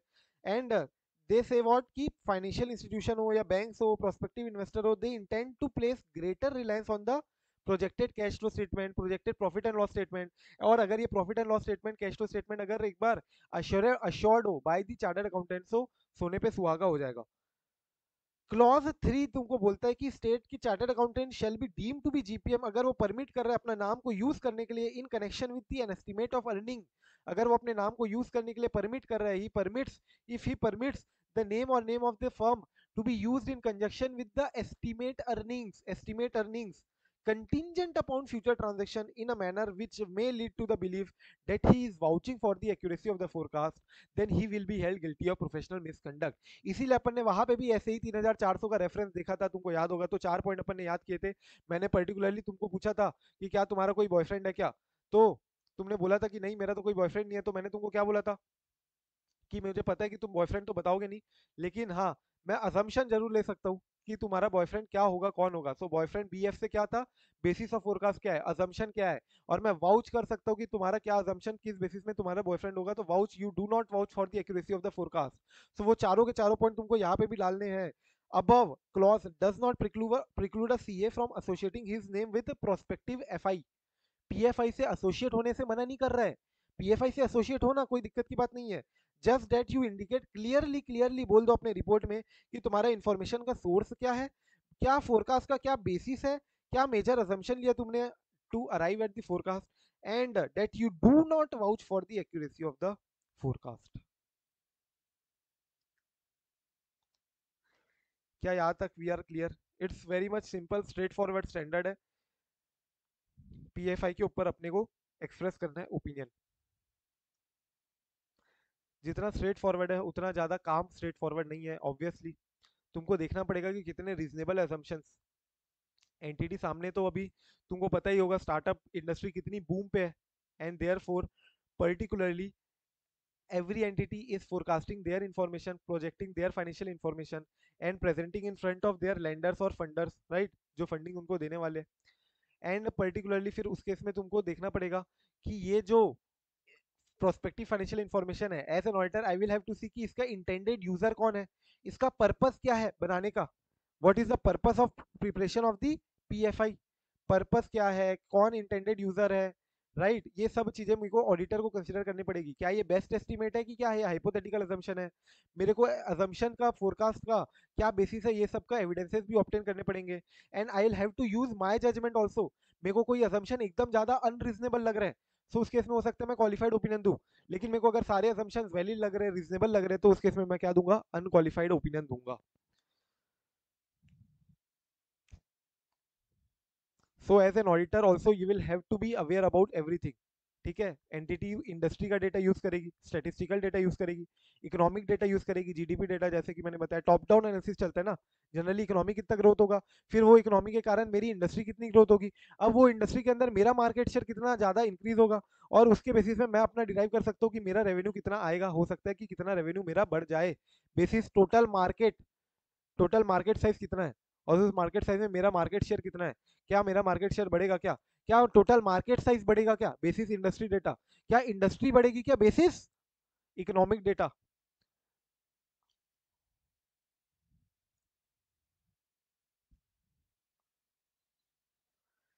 सो अब आ जाओ duties of members who is examining the PFI. क्या ड्यूटी बनती है तुम्हारी जब तुम पीएफआई एग्जामिन कर रहे हो? So first and foremost is your साई ऑप्टेन करना। Obtain sufficient appropriate audit evidence as to whether A B C D, मतलब अकॉर्डिंगली, सॉरी, ए बी, हाँ, सी डी, 4 पॉइंट है, 4 नंबर के लिए क्वेश्चन आ सकता है, इंपॉर्टेंट मार्क कर लेना। क्वेश्चन क्या आ सकता है कि मेंबर की क्या ड्यूटी बनती है?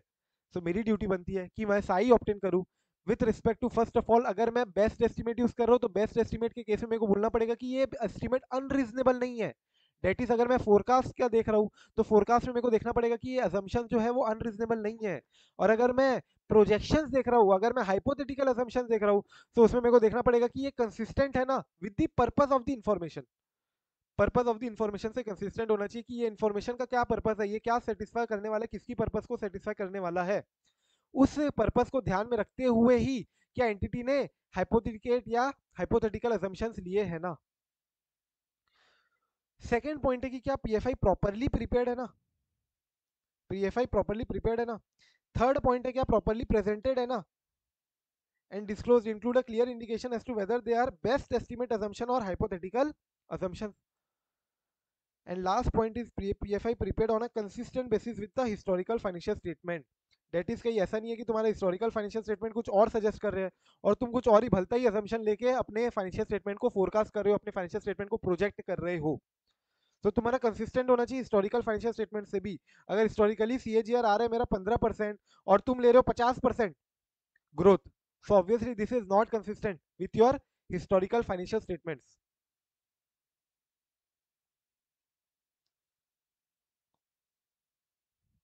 और यहाँ पे अगेन वही बोलते हैं कि तुमको जितना स्टैंडर्ड ऑन ऑडिट यूज करना पड़ेगा वो तो तुमको करना ही है, वो तो तुमको यूज करना ही है जहां जहां पे तुमको स्टैंडर्ड ऑन ऑडिट यूज करना पड़ रहा हो।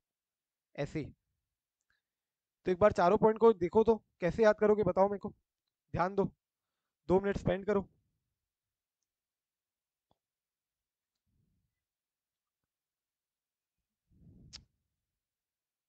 देखो इसको ऐसा कर सकते हैं अपन कुछ ये बोल के कि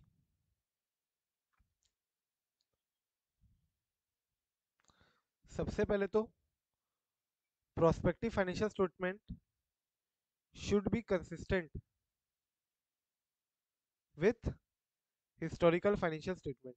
ये तो हो गया अपना सबसे पहला पॉइंट कि सबसे पहले बेसिस तो हमारा क्या है, फोरकास्टिंग का बेसिस ही हमारा हिस्टोरिकल फाइनेंशियल स्टेटमेंट है।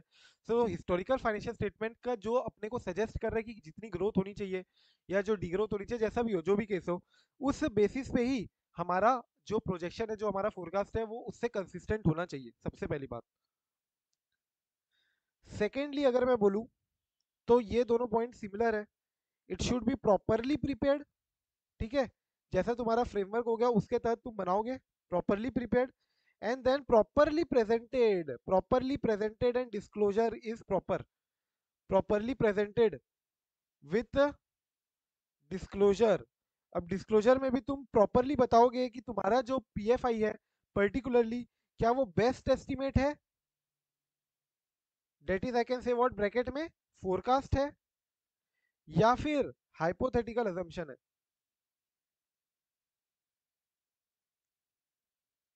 ब्रैकेट में क्या लिख सकता हूं मैं इसको, प्रोजेक्शंस।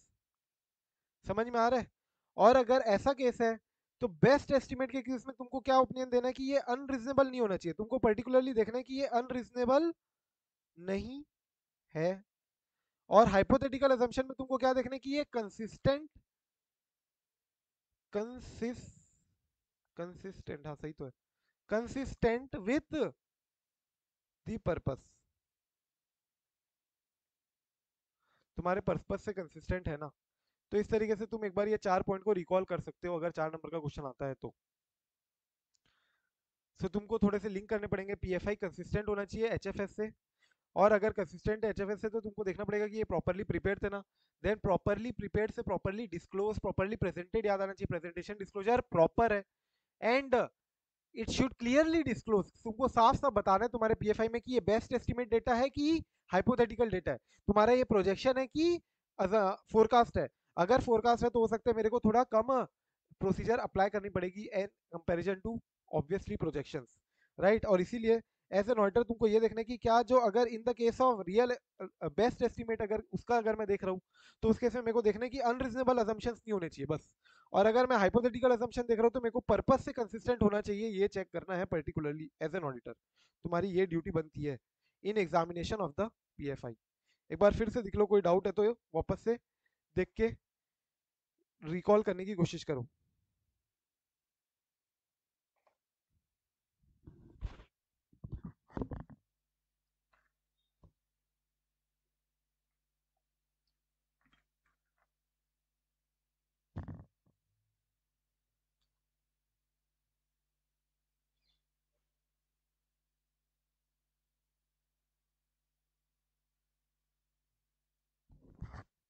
डन।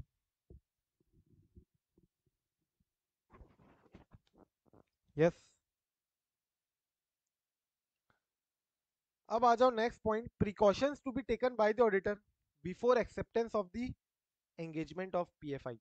तुमको ओपिनियन देना है प्रोस्पेक्टिव फाइनेंशियल इंफॉर्मेशन के ऊपर, राइट?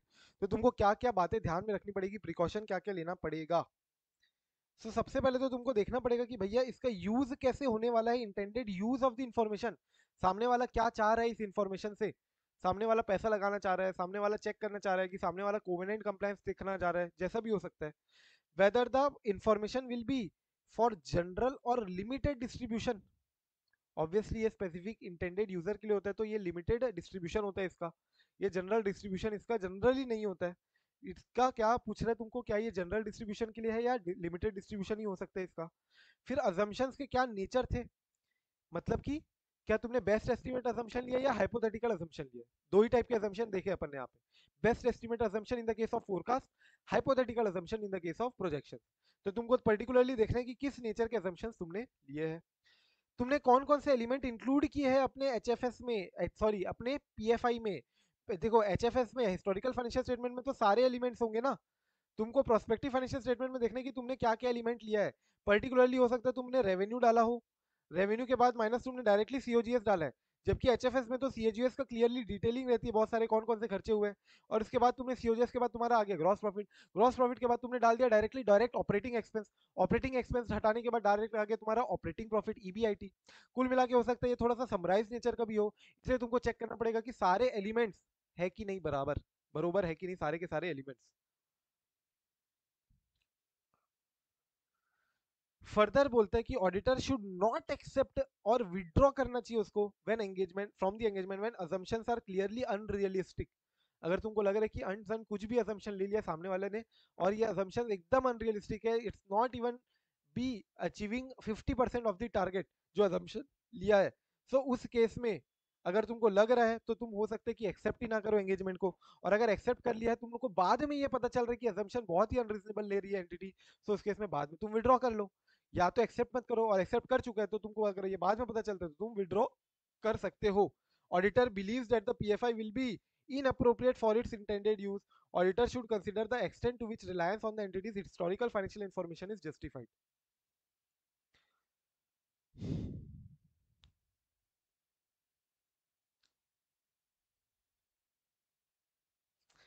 तो देखो अपन ने एग्जाम में क्वेश्चन आ सकते हैं तुमको यहाँ से भी, एग्जाम में क्वेश्चन आ सकता है तुमको यहाँ से भी, मार्क करना। देखो मैंने बाजू में दिया भी है, इसको कैसे याद करना है। Can you see intended use, intended use, इसको हटाओ, इसको एक बार रुको, इसके बदले ये लिख लो थोड़ा।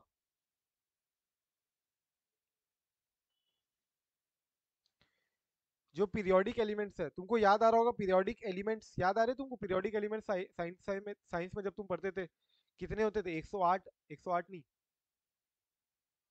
अपन क्या बोलते हैं इसको, एलिमेंट्स ही तो बोलते ना। मर्क्यूरी, जो शुरू के 20 याद करते थे अपन और बाद के बाकी को याद नहीं करते थे। यूरेनियम, ये वो फलना ढिकना, कुछ याद आ रहा है क्या। पीरियोडिक एलिमेंट्स, पीरियोडिक टेबल में जो एलिमेंट्स होते हैं तुम्हारे, केमिकल एलिमेंट्स पीरियोडिक टेबल के, सो पीरियोडिक एलिमेंट्स का इंटेंडेड यूज जो होना चाहिए नेचुरली वो कम होना चाहिए कि ज्यादा होना चाहिए, शुड नेचुरली बी लिमिटेड, बस इतना याद रखना। जो तुम्हारे एलिमेंट्स तुम यूज कर रहे हो साइंस के, मर्क्यूरी हो या कोई भी यूज कर रहे हो तुम, कार्बन, ठीक है, जो भी तुम एलिमेंट यूज कर रहे हो उसका intended use should naturally be limited, ठीक है, नेचुरली तुमको लिमिटेड यूज करना चाहिए उसका। सो पीरियोडिक से तुमको याद आएगा, पीरियोडिक से तुमको याद आएगा पीरियड क्या कवर्ड है ऑफ दी पीएफआई। पीएफआई जो है वो कितने साल का है, 5 साल का है, 3 साल का है, 10 साल का है, कितने सालों का प्रोजेक्शन है, पीएफआई कितने सालों का प्रोजेक्शन है।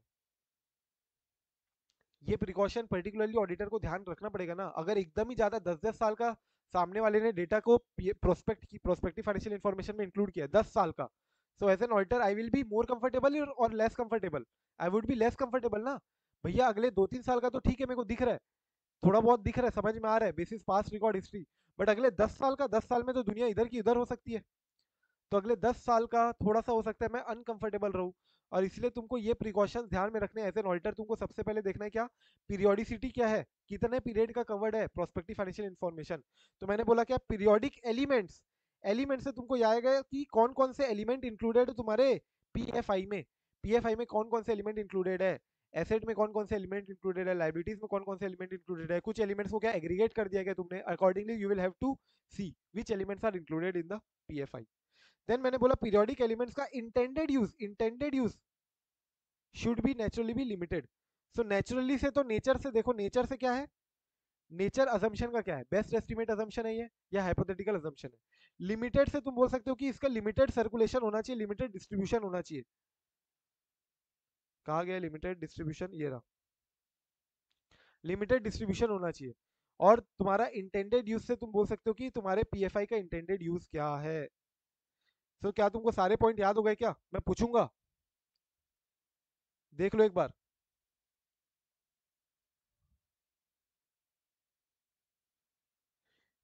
याद रखना पीरियोडिक एलिमेंट्स का intended use should naturally be limited, obviously it should naturally be limited.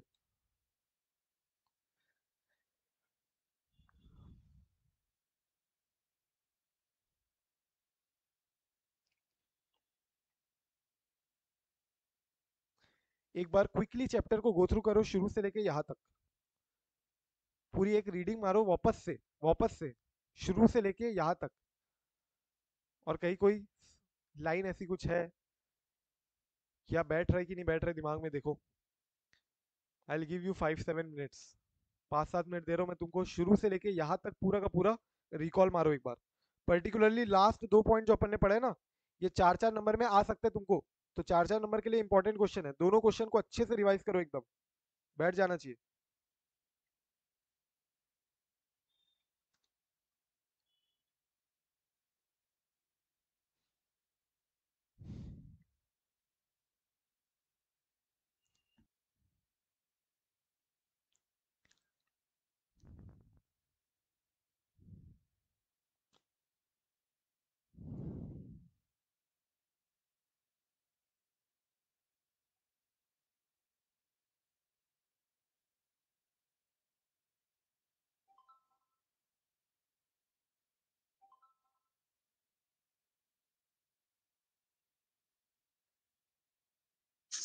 Sir hmm sir एक बार जो स्कोप में आपने बताया था ना कि सेकंड वाला लाइन जो है इसमें, हम्म ये वाला, ऐसे does not apply to examination of PFI expressed in general narrative terms. हम्म एक बार थोड़ा सा एक्सप्लेन कर सकता फिर ये से देखो वापस? अपना, जैसे ये एक हो गया एलएनटी का, एक ये मैनेजमेंट एनालिसिस और डिस्कशन है, इसमें मैंने तुमको एग्जांपल के रूप में बताया कि एंटिटी यहाँ पे भी अपना एक आउटलुक प्रोवाइड कर रही है, यहाँ पे भी अगले 4-5 साल का बोल रही है कि हम अगले 4-5 सालों में ये अचीव कर लिए, हमने ऑलरेडी इस साल इतने अवार्ड्स अचीव किए। जैसे देखोगे तो हाइड्रोकार्बन बिजनेस का इन्होंने ओवरव्यू दिया है कि हमारा ऑलरेडी कहाँ कहाँ पे बिजनेस है, major fabrication facility India Middle East यहाँ पे हमारा ग्लोबली है, और पर्टिकुलरली अगर इंडिया में बोलूँ तो वडोदरा मुंबई चेन्नई यहाँ यहाँ लोकेटेड है।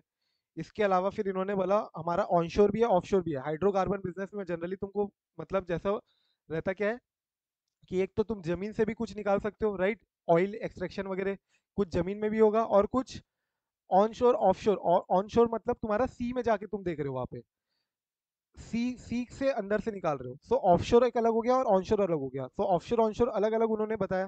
कंस्ट्रक्शन सर्विस कौन कौन सी है तुम्हारी, मॉड्यूलर फैब्रिकेशन, ये सब चीज़ें उन्होंने बताई अपने बिजनेस के बारे में। फिर उन्होंने बताया बिजनेस इन्वायरमेंट कैसा है अभी का, पर्टिकुलरली क्या इंडस्ट्री कितनी ग्रो हो सकती है, मेजर अचीवमेंट्स उन्होंने इस साल क्या क्या लिए, एंड इनिशिएटिव अब देखो क्या है एज अ पार्ट ऑफ लक्ष्य 2026 के हिसाब से वो लोग बता रहे हैं, डिस्क्रिप्शन दे रहे हैं कि हमारा क्या क्या एक्शन हम लेने वाले हैं, हमारा क्या फोकस होगा आगे। Strategic actions include building partnership, developing market for adjacent offering, nurturing new business, asset management, offshore wind farms, modular solutions, driving localization efforts। ये सब जो है क्या है, ये नैरेटिव नेचर के आउटलुक है तुम्हारे, फ्यूचर आउटलुक्स।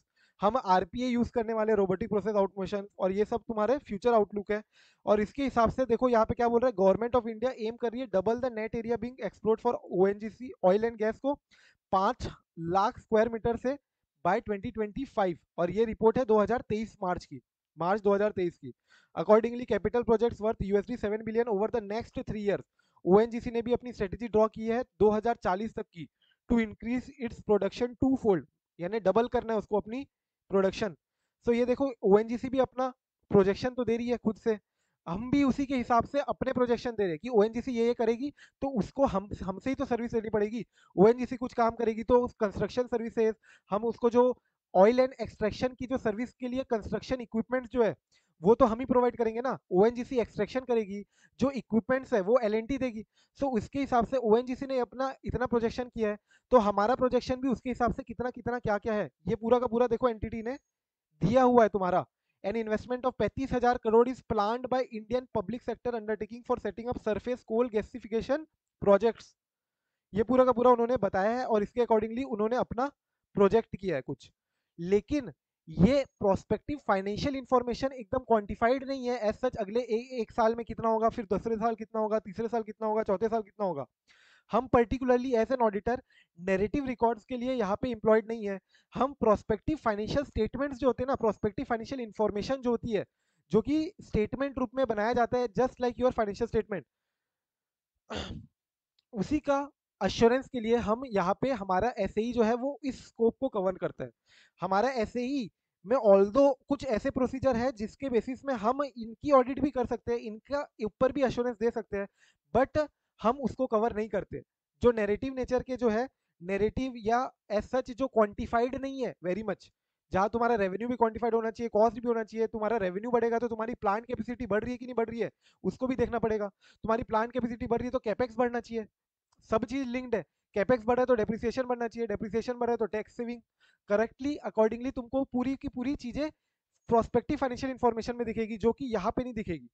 और इसीलिए ये स्कोप में क्या बोलता है कि तुम्हारे स्कोप में ये बोलता है पर्टिकुलरली क्या, कि हमारे स्कोप में जनरल या नैरेटिव टर्म्स का एग्जामिनेशन करना यहाँ पे एप्लीकेबल नहीं है। मतलब हमारे ऐसे ही ऐसा कोई गाइडेंस नहीं दे रहे कि तुम जनरल नैरेटिव टर्म्स को कैसे एग्जामिन करोगे। ऑल्दो कुछ प्रोसीजर तुम इस स्टैंडर्ड से उठा के कर सकते हो, अप्लाई कर सकते हो, but we do not cover. मतलब हम अपने स्कोप से बाहर रख रहे हैं इसको। अपने स्कोप में क्या कवर्ड है, जो प्रोस्पेक्टिव फाइनेंशियल इंफॉर्मेशन जो एक एक स्टेटमेंट वाइज है। और बोलो। थैंक यू सर, समझा।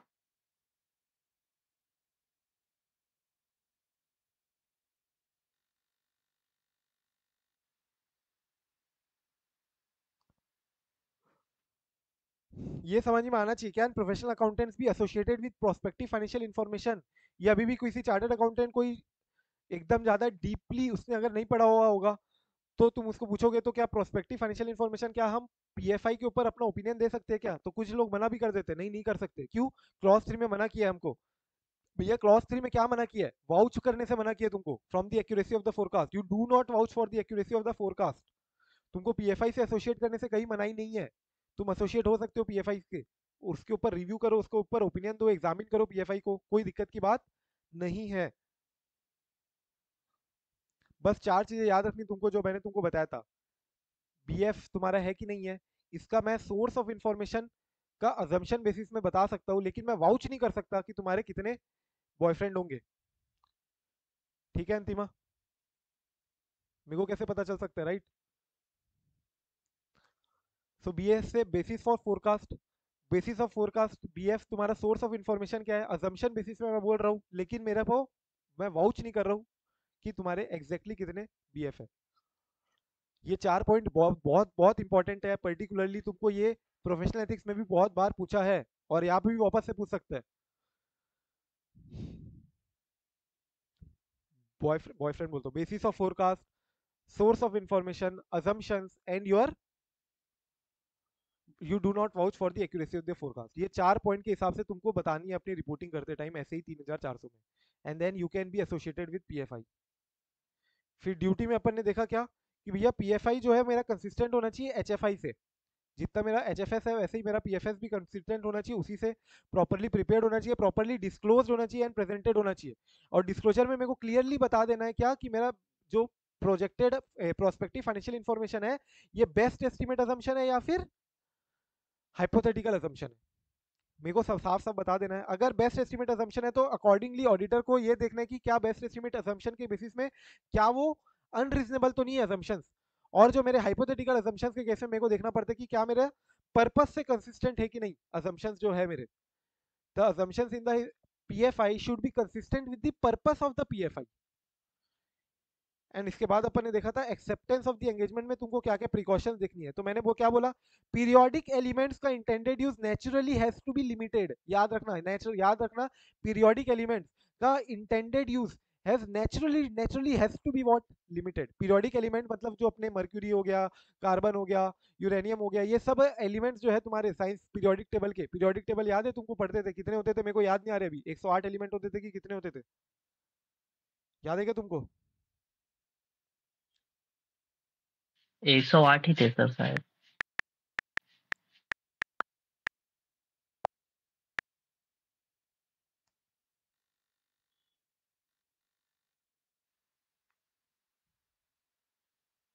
कितने हैं यार?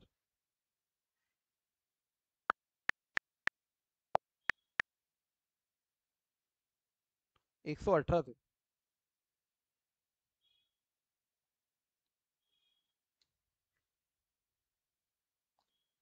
108 से तुमको क्या याद आना चाहिए?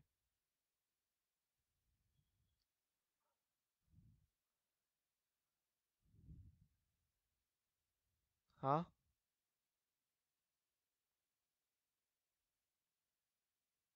क्या याद आना चाहिए 108 से? ओम नमः शिवाय का जाप करना है तुमको 108 बार, ठीक है?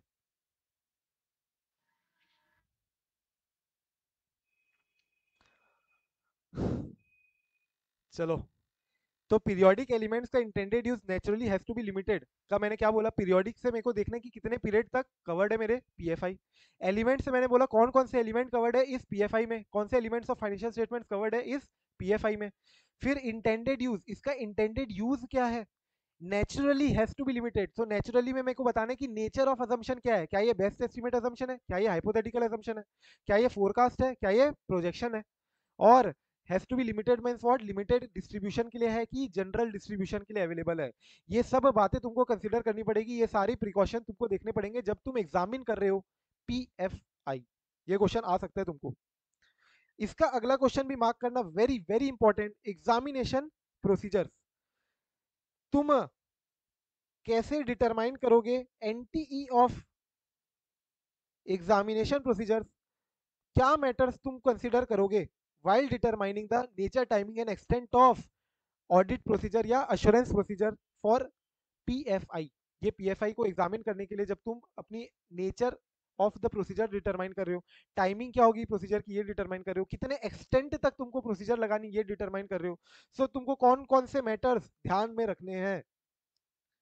सबसे पहले तो तुमको प्रीवियस एंगेजमेंट का कोई नॉलेज है क्या, तुम ऑलरेडी ऑडिटर हो क्या एंटिटी के, क्या तुमने पिछले साल इस एंटिटी की ऑडिट की थी क्या, या क्या तुमने पिछले साल इस एंटिटी का पीएफआई को अश्योरेंस दिया था क्या।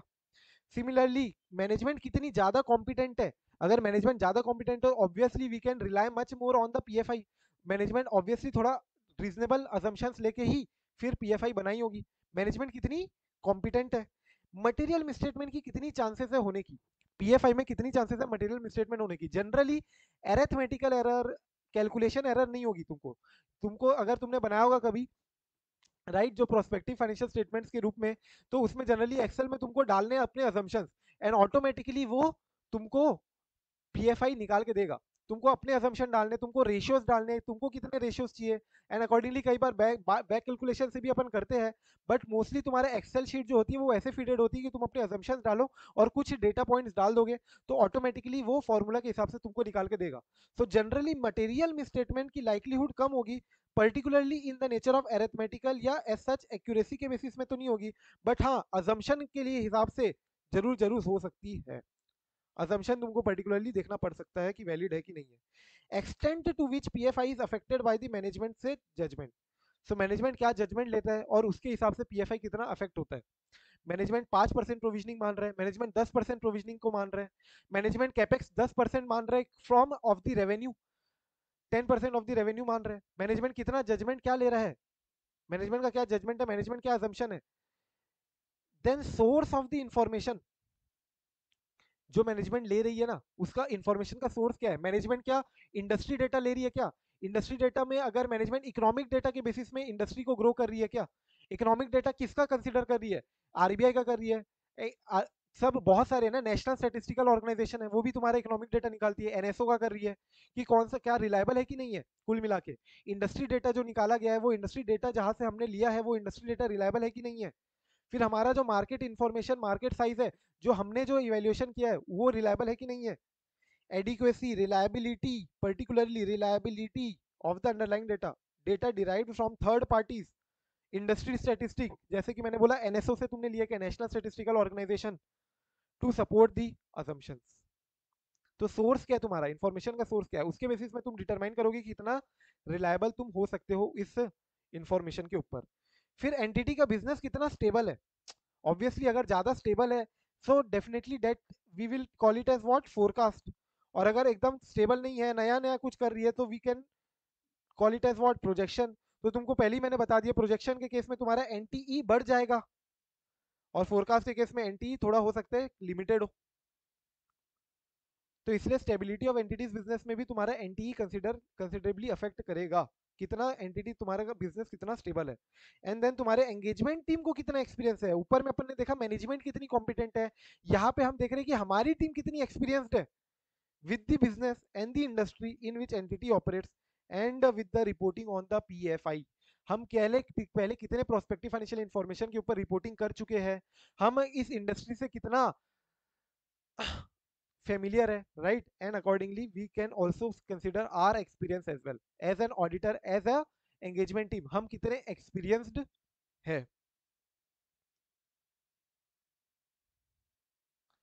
लिखो यहाँ पे कैसे याद करना है, इंपॉर्टेंट है, याद होना ही चाहिए अपने को सारे के सारे पॉइंट्स। कोहली है अपना, विराट कोहली, ठीक है। कोहली से रिलेटेड तुमको आंसर याद आने चाहिए अब दो तीन, ऐसे में अपन ने जितने दो आंसर देखे थे विराट कोहली से रिलेटेड, ऐसे 500 और 505 याद आ रहा होगा अगर तो, ठीक है। अगर याद नहीं आ रहा है तो होमवर्क मार्क करो, अभी तुरंत जाके देख लेना, दोनों ही आंसर इंपॉर्टेंट थे और दोनों ही आंसर तुमको याद आ जाने चाहिए। कोहली का, विराट कोहली का ऐसे 500 और ऐसे 505।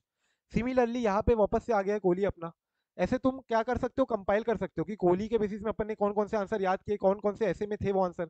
ऐसे थोड़ा लिख लिख के रखोगे ना, पेज नंबर 1 में लिख लो, ठीक है। सबसे पहला जो तुम्हारा पहला बुक का पेज है वहीं पे डाल दो कि कोहली के बेसिस में अपन ने 3 आंसर याद किए थे, ठीक है। सिमिलरली आईआरआर में 2 आंसर याद किया था मैंने, 501 और 505 आईआरआर बेसिस में। फिर अगर मैं बोलूँ तो अभी शादी के बेसिस में भी अपन ने कल एक आंसर देखा था और आज एक फिर से एक आंसर देखेंगे अपन इसका नेक्स्ट टॉपिक के ऊपर, प्रेजेंटेशन और डिस्क्लोजर। तो शादी के ऊपर मैंने कौन से 2-3 आंसर याद किए थे। ऐसे तुम कुछ कुछ कंपाइल करते जाओगे तो फिर तुम्हारा और कॉन्फिडेंस बढ़ेगा और तुमको याद रहेगा वो और लॉन्ग टर्म में। तो अभी देखो Kohli, Kohli as per management judgement, मतलब एज पर मैनेजमेंट बीसीसीआई का जो मैनेजमेंट है उनके जजमेंट के हिसाब से ना, अब कोहली उतना कॉम्पिटेंट नहीं है, not that competent, you can say he is not that competent, although he is experienced,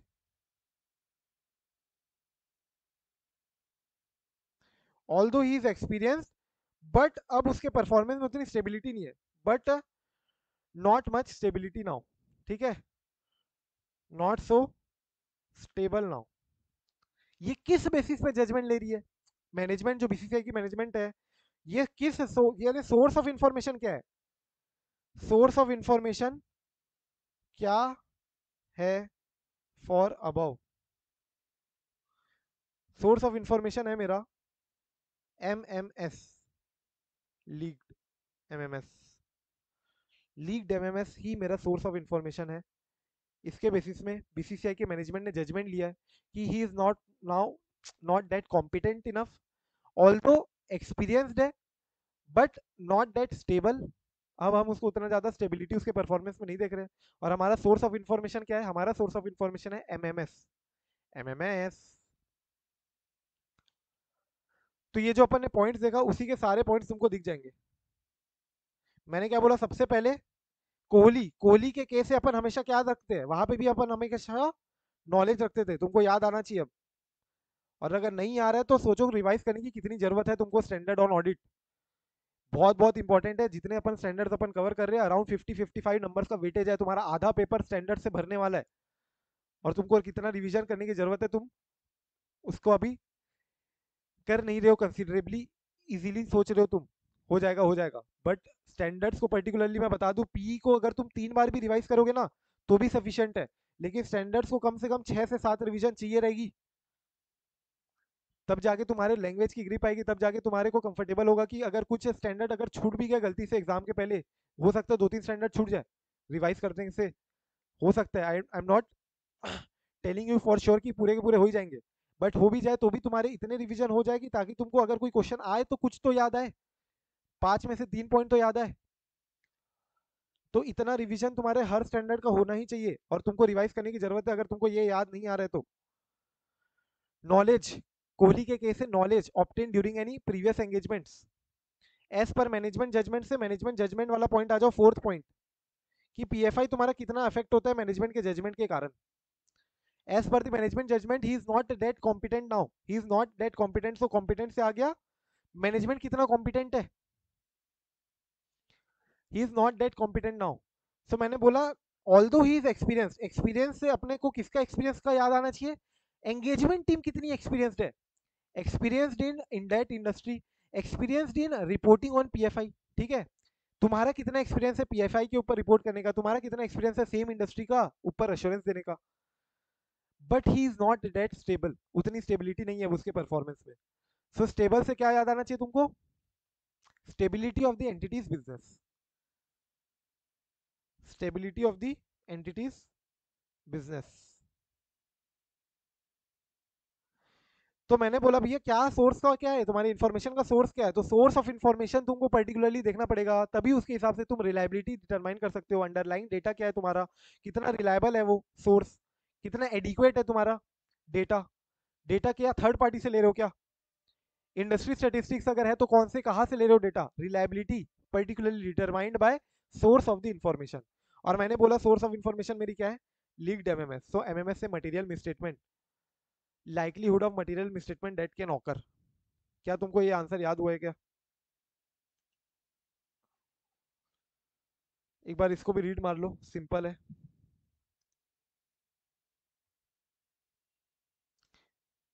I hope ये याद हो चुका है। ठीक है, वापस से अगर मैं बोलूँ तो कोहली मैनेजमेंट जजमेंट के हिसाब से he is not that competent, although he is experience but not that stability is there, मतलब उतनी स्टेबिलिटी नहीं है उसके परफॉर्मेंस में। तो भैया सोर्स ऑफ इन्फॉर्मेशन क्या है? सोर्स ऑफ इन्फॉर्मेशन है लीक्ड एमएमएस, याद रखना। तो कोहली के केस से नॉलेज हो गया, कितना नॉलेज है प्रीवियस एंगेजमेंट में हमको, कितना नॉलेज है, हम ऑलरेडी एंटिटी के साथ कितने बार एंगेज हो चुके हैं, एंटिटी के बारे में क्या नॉलेज है हमको। मैनेजमेंट का कैसा जजमेंट होता है जनरली जिसके कारण पीएफआई इफेक्ट होते हैं, मैनेजमेंट कितनी कॉम्पिटेंट है, although he is experienced. Experience से याद रखना कि मैनेजमेंट के एक्सपीरियंस की बात नहीं हो रही है यहाँ पे, एंगेजमेंट टीम के एक्सपीरियंस की बात हो रही है, पर्टिकुलरली एक्सपीरियंस विद तुम्हारा पीएफआई की रिपोर्टिंग के ऊपर और experience with the same industry. तो मैंने बोला कितना स्टेबिलिटी नहीं रही, तो स्टेबिलिटी ऑफ द बिजनेस।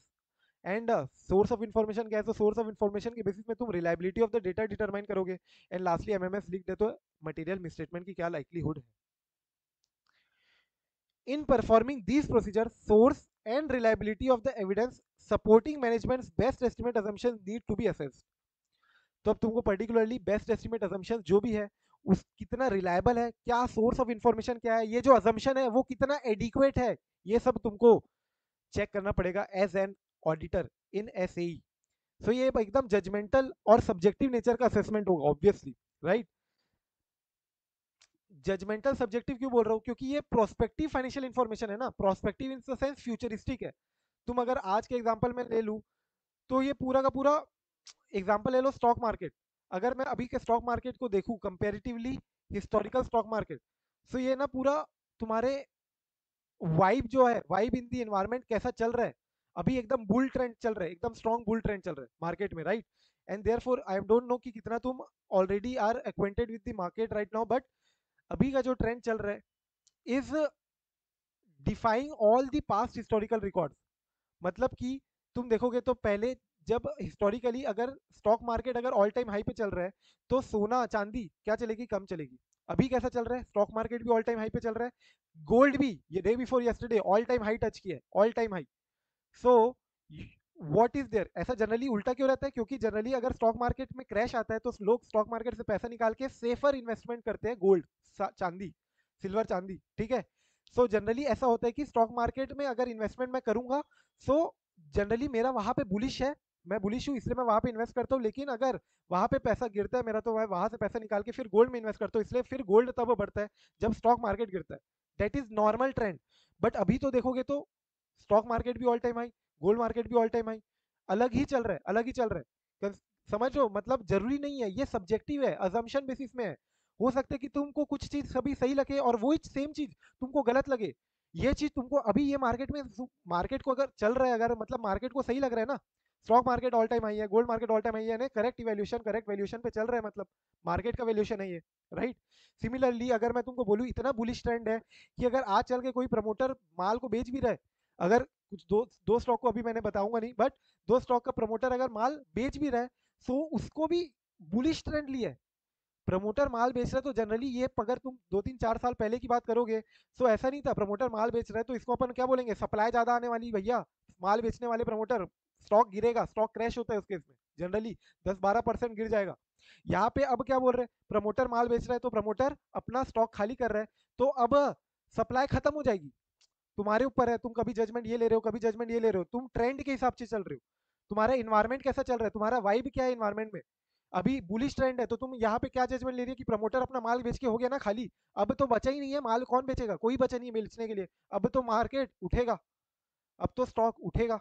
सो एक ही चीज के अलग अलग थ्योरी हो सकती है, गेटिंग दिस, हर चीज की अलग अलग थ्योरी हो सकती है।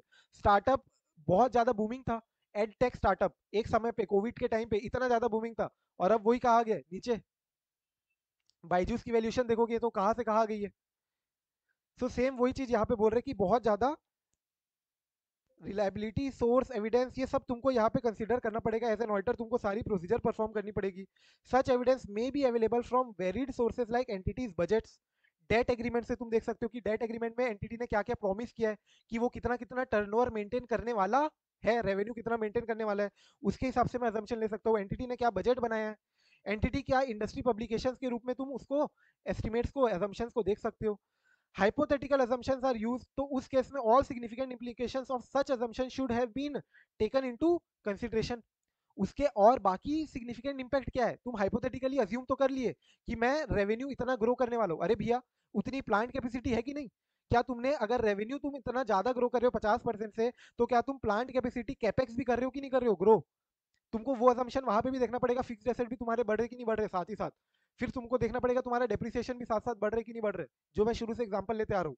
तो यही बोल रहे हैं कि तुमको बाकी सारे इफेक्टिव असम्पशन, जो इम्पैक्ट जिसका आ रहा है एक असम्पशन के कारण, बाकी कहाँ का इम्पैक्ट आ सकता है, वो सब इम्पैक्ट को कवर करते हुए चलना है।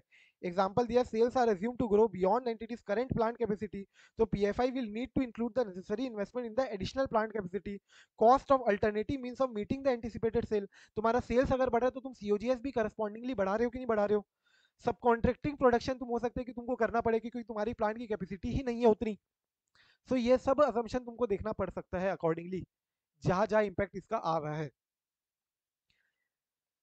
सो एज एन ऑडिटर तुमको ये सारी चीजें असेस करनी है, ये सब प्रोसीजर तुमको दिया है। एग्जामिनेशन प्रोसीजर, एग्जामिनेशन प्रोसीजर याद रखना इंपॉर्टेंट है।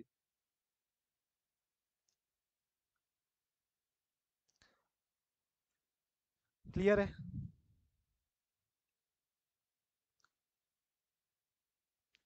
यस। नेक्स्ट आ जाओ प्रेजेंटेशन एंड डिस्क्लोजर में। प्रेजेंटेशन एंड डिस्क्लोजर तुमको बोलता है कि क्या,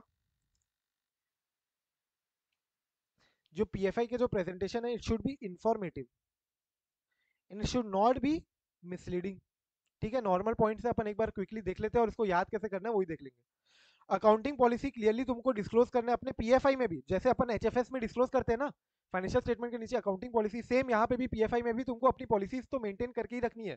अगर तुम कोई पॉलिसी चेंज कर रहे हो तो उसका रीजन, उसका इफेक्ट, जैसे अपन एचएफएस में बताते हैं क्या रीजन के कारण अकाउंटिंग पॉलिसी चेंज हो रही है, क्या इफेक्ट आएगा उसका इसके कारण, ये सब यहाँ पे भी बताना है। देखो, चेंज इन अकाउंटिंग पॉलिसी तो रीजन बताना है तुमको और उसका क्या इफेक्ट है।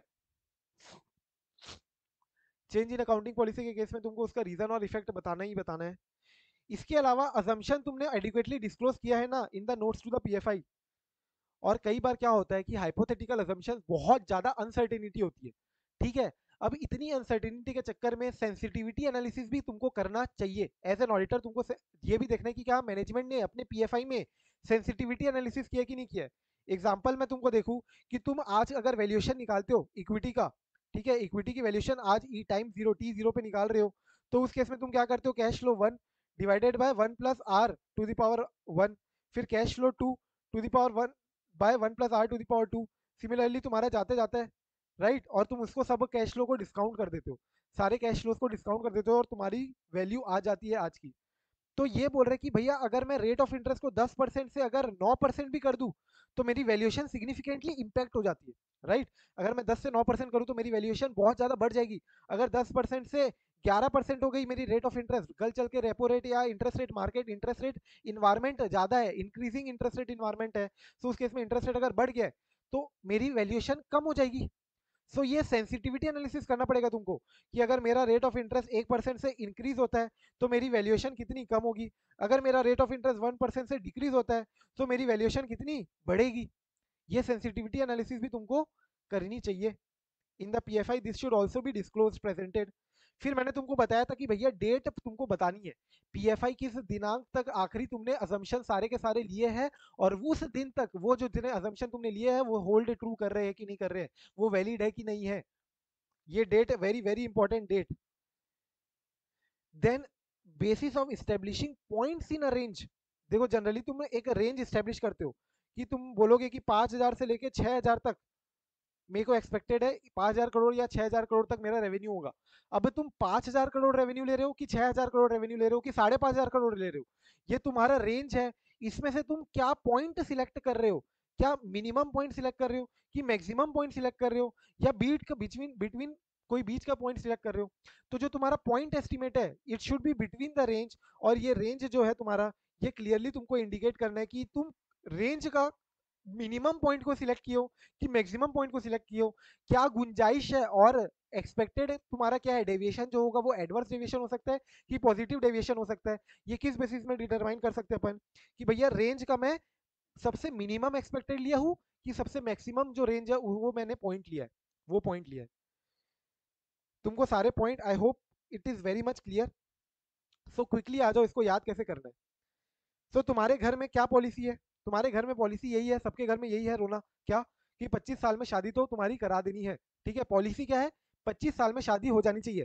तो मेरे को डेट पूछे, मेरे को डेट पूछे मतलब मेरे को साल पूछे कि तब तुम किस डेट की शादी तुमको करनी है। मैंने बोला भैया बहुत ज्यादा अनसर्टेनिटी है अभी, कोई शादी की घाई मत करो, बहुत ही ज्यादा अनसर्टेनिटी है और इसीलिए सेंसिटिविटी एनालिसिस तुमको देखनी पड़ेगी। मतलब बहुत ज्यादा अनसर्टेनिटी है तो सेंसिटिविटी एनालिसिस नहीं, मतलब मेरे घर वाले क्या हो गए, सेंसिटिव हो गए, घर वाले सेंसिटिव हो गए, मैंने मना कर दिया अभी अनसर्टिनिटी है, 28 साल में होगी शादी, टेंशन मत लो, अभी कोई ज्यादा सर्टिनिटी है नहीं, इसलिए मेरे घर वाले क्या हो गए, सेंसिटिव हो गए। उन्होंने साफ साफ बोल दिया कि डिस्क्लोज करना पड़ेगा तुमको। पापा ने तो मेरे को साफ साफ बोल दिया क्या कि तुमको रीजन बताना पड़ेगा, रीजन बताना पड़ेगा और उसका क्या इफेक्ट आएगा तुम्हारे आफ्टर मैरिड लाइफ में। ठीक है, ये सब तुमको डिस्क्लोज करना पड़ेगा, किसको, दादी जी को या नानी जी को, जिसको भी करोगे। ठीक है, और कैसे डिस्क्लोज करना है, in a very very informative and not much misleading way. तुम ऐसे घुमा फिरा के मत बोलो कि 27 28 29 में देखेंगे, नहीं, informative and not misleading way में तुमको बताना है, very much informative and not much misleading way. तो तुमको सारे कीवर्ड्स तुमको यहाँ से क्लियर कट आने चाहिए। पॉलिसी से मैंने क्या बोला था, अकाउंटिंग पॉलिसी तुमको पीएफआई में क्या यूज कर रहे हो वो डिस्क्लोज करनी है। कोई रीजन कोई चेंज कर रहे हो तो उसका रीजन क्या, इफेक्ट क्या है, ये भी तुमको बताना है। फिर मैंने बोला कि डेट डेट मेरे से पूछे तो डेट भी मेरे को बता देना है पीएफआई की क्या डेट है, और उस दिन तक वो सारे के सारे अजम्पशन होल्ड ट्रू हो रहे थे कि नहीं हो रहे थे। मैंने बोला बहुत ज्यादा अनसर्टिनिटी है अजम्पशंस को लेकर, एंड अजम्पशन बेसिस पे मैंने क्या बता दिया 28 साल। तो मैंने बताया क्या इस पॉइंट में कि अजम्पशंस बहुत ज्यादा अनसर्टेन है, और इसी कारण मेरे फैमिली वाले क्या हो गए थे, सेंसिटिव हो गए थे थोड़े, कि छोरा मेरा 25 साल में शादी नहीं कर रही हो, और इसलिए क्या बोल रहे हैं यहाँ पे, अनसर्टिनिटी है, इसके कारण सेंसिटिविटी एनालिसिस भी तुमको करना पड़ेगा।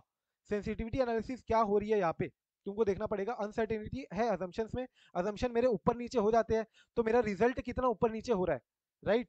और इसके लिए मेरे पापा ने साफ साफ बोल दिया कि तुमको रीजन बताना है और इफेक्ट बताना है, क्लियरली तुमको डिस्क्लोज करना है ये दादी जी को in a very informative and not so misleading way, with proper range, with proper range बताना है, ठीक है। इन्फॉर्मेटिव वे में बताना है, डिस्क्लोज करना है clearly, you should not much mislead, और प्रॉपर रेंज बताना है कि भैया 26.5 से लेके 27 साल, कि 26 से लेके 26.5।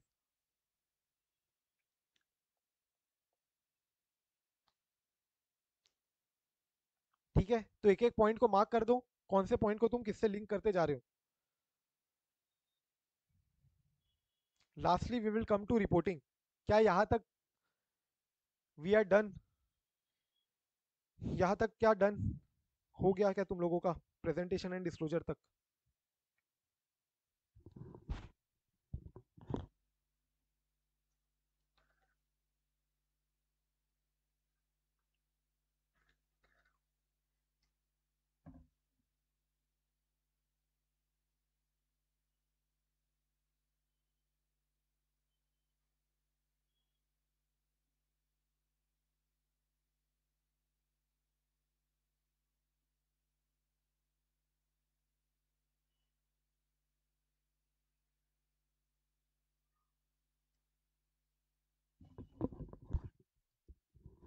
बोलो भाई, कंफर्टेबल, तो आगे बढ़ेंगे। Reporting last topic, 3400, done done done. Yes sir. आ जाओ रिपोर्टिंग पे। सो रिपोर्टिंग तुमको रीड करना है ऐसा, जो ऐसे अपना नॉर्मल रिपोर्टिंग का फॉर्मेट होता है ना, वही फॉर्मेट है, एक बार ध्यान रखना, ठीक है। फॉर्मेट का title, addressee, identification of the PFI, reference देना है तुमको स्टैंडर्ड ऑन ऑडिट का, जबकि यहाँ पे बेसिकली रेफरेंस किसका आना चाहिए, स्टैंडर्ड ऑन अश्योरेंस एंगेजमेंट का। ये लोगों ने गलती से स्टैंडर्ड ऑन ऑडिट डाल दिया। अपन एक बार बेयर स्टैंडर्ड में देखते हैं कि कैसे रिपोर्टिंग की जाती है, ठीक है। सो एक बार तुम इसको रीड भी कर लोगे। After going through this, let's come to bare standard में। एक बार इलस्ट्रेशन दिया है, क्या फॉर्मेट होगा तुम्हारा, अनमॉडिफाइड रिपोर्ट है ये, ठीक है। फोरकास्ट है ये, report on examination of prospective financial information, ये तुम्हारा हो गया क्या, title. Report on examination of PFI, ये तुम्हारा हो गया टाइटल। फिर आ गया तुम्हारा एड्रेसी, टू द, जो भी तुम्हारा बैंक है, मान लो एक्सिस बैंक लिमिटेड, जिसको भी तुम दे रहे हो, to the management of Axis Bank Limited. फिर अब आ जाओ कैसा चालू होगा, we have examine the forecast of, जो तुम्हारा नाम है एंटिटी का, राइट। या प्रोजेक्ट है तो प्रोजेक्ट, प्रोजेक्शन है तो प्रोजेक्शन बोलोगे, फोरकास्ट है तो फोरकास्ट बोलोगे। तुमको करेक्टली वर्ड का यूज करना है, ये टेक्निकल है, ये जनरल बातें नहीं चल रही यहाँ पे। फोरकास्ट प्रोजेक्शन दोनों सेम नहीं है, अपन देखे सुबह, राइट। फोरकास्ट अलग, प्रोजेक्शन अलग, तुमको अकॉर्डिंगली वर्ड चूज करने हैं। नेम ऑफ द एंटिटी, और अगर दोनों है तो दोनों यूज करोगे, कॉम्बिनेशन भी यूज हो सकता है ना, you know it very well. You can also use combination of forecast and projection. Name of the entity for the period from से लेके यहाँ तक as given in the prospective financial information, जो प्रोस्पेक्टिव फाइनेंशियल स्टेटमेंट है जो entity का जैसा दिया हुआ है वहाँ पे, इन accordance with the SAE.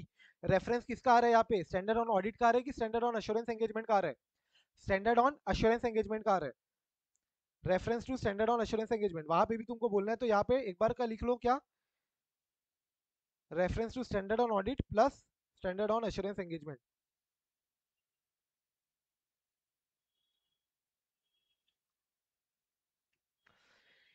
Standard on assurance engagement कौन सा बोलो, 3400, ऐसे ही तीन, ऐसे ही है अपन को पढ़ने, ऐसे ही 3400 है, 3402 है और 3420 है।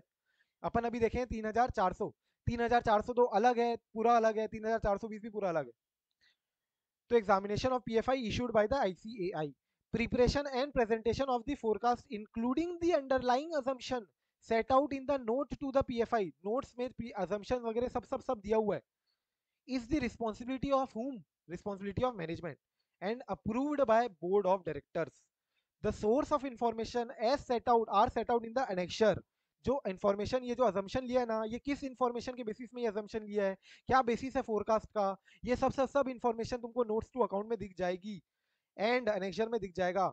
आर रिस्पॉन्सिबिलिटी, हमारी क्या रिस्पॉन्सिबिलिटी है कि ये जो फोरकास्ट है किस इंफॉर्मेशन के बेसिस में फोरकास्ट लिया गया है, क्या बेसिस में अजम्पशन लिया गया है, ये जो बेसिस है इसके एविडेंसेस को ऑब्टेन करना एंड अकॉर्डिंगली कंक्लूड करना कि ये जो अजम्पशन है ये होल्ड ट्रू कर रहे हैं, क्या ये वैलिड है ना, ये अनरीजनेबल तो नहीं है ना. तुमको नेगेटिव ओपिनियन देना था, याद है तुमको नेगेटिव लैंग्वेज आएगी यहाँ पे.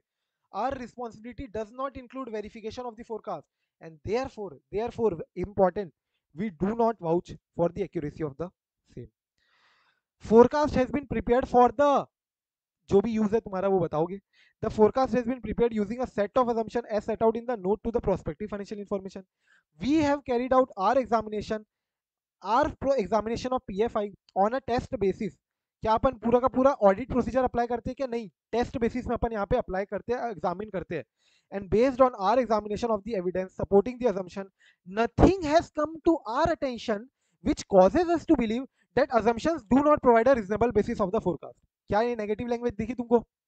Did you get the negative language? Nothing has come to our attention which causes us to believe that assumptions do not provide a reasonable basis for the forecast.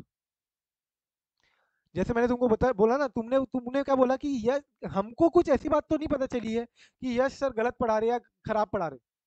तो ये क्या है? नेगेटिव एश्योरेंस हो गया. और पॉजिटिव जैसे अपन देते कि जनरली कैसे देते positive assurance, true and fair view दे रहा है. Financial statements give true and fair view in all material respects, it is in accordance with applicable FRF. यहाँ पे अपन नेगेटिवली बोल रहे हैं कि हमको ऐसा कुछ पता नहीं चला है जिसके कारण हम बोल पाए कि ये जो अजम्पशंस है दे आर नॉट रीजनेबल. हमको ऐसा कुछ भी पता नहीं चला है. Further in our opinion the forecast read with the notes thereon is properly prepared. मैंने बोला था ना, प्रॉपरली प्रिपेयर्ड होना चाहिए, प्रॉपरली डिस्क्लोज्ड होना चाहिए, प्रेजेंटेड होना चाहिए on the basis of the assumption and on a consistent basis with the HFI HFS using appropriate accounting policy. Actual results तुम बता दोगे साफ साफ, भैया एक्चुअल रिजल्ट्स हो सकता है वेरी करेंगे, क्योंकि एक तो हाइपोथेटिकल असम्पशन में तो तुम इवेंट देखते हो. अपन ने देखा था ना, सबसे पहले जाओ डेफिनेशन में जाओ, हाइपोथेटिकल असम्पशन, तुम्हारा फोरकास्ट और तुम्हारा प्रोजेक्शन का. तो प्रोजेक्शन में देखो actions management expects to take, और प्रोजेक्शन में भी क्या दिया है? एक्शंस मैनेजमेंट, कहा गया management actions which are not necessarily expected. तो एक्शंस तो दिया है ना, मैनेजमेंट एक्शंस बोल रहे हैं ना, ये मैनेजमेंट एक्शन लेगा, उसके बाद ये फाइनेंशियल्स मेरे ट्रिगर होंगे, राइट? अगर मैनेजमेंट एक्शन ही नहीं लिया तो कैसे होगा? तो मैं कोई एश्योरेंस नहीं दे रहा हूँ कि ये मैनेजमेंट एक्शन लेगा ही लेगा. और मैनेजमेंट एक्शन ले भी लिया ना तो भी भैया वेरिएशन तो आ ही सकता है. एक्सपेक्टेड जो इन्फॉर्मेशन है, पीएफआई जो है, वो जो इन्फॉर्मेशन है और उससे जो एक्चुअल इन्फॉर्मेशन आएगी वो वेरी करेगी, ये साफ साफ तुम बता दोगे. देखो, actual results are likely to differ from the forecast since anticipated events might not occur as expected and variation may be material. और अकॉर्डिंगली तुम्हारा प्लेस आ जाएगा, सिग्नेचर का डेट आ जाएगा, वही सारा जो तुम्हारा सेम फॉर्मेट होता है. तो ये रिपोर्टिंग तुम एक बार रीड करोगे. देख लो फटाफट से अपन आ जाते रिपोर्टिंग पे.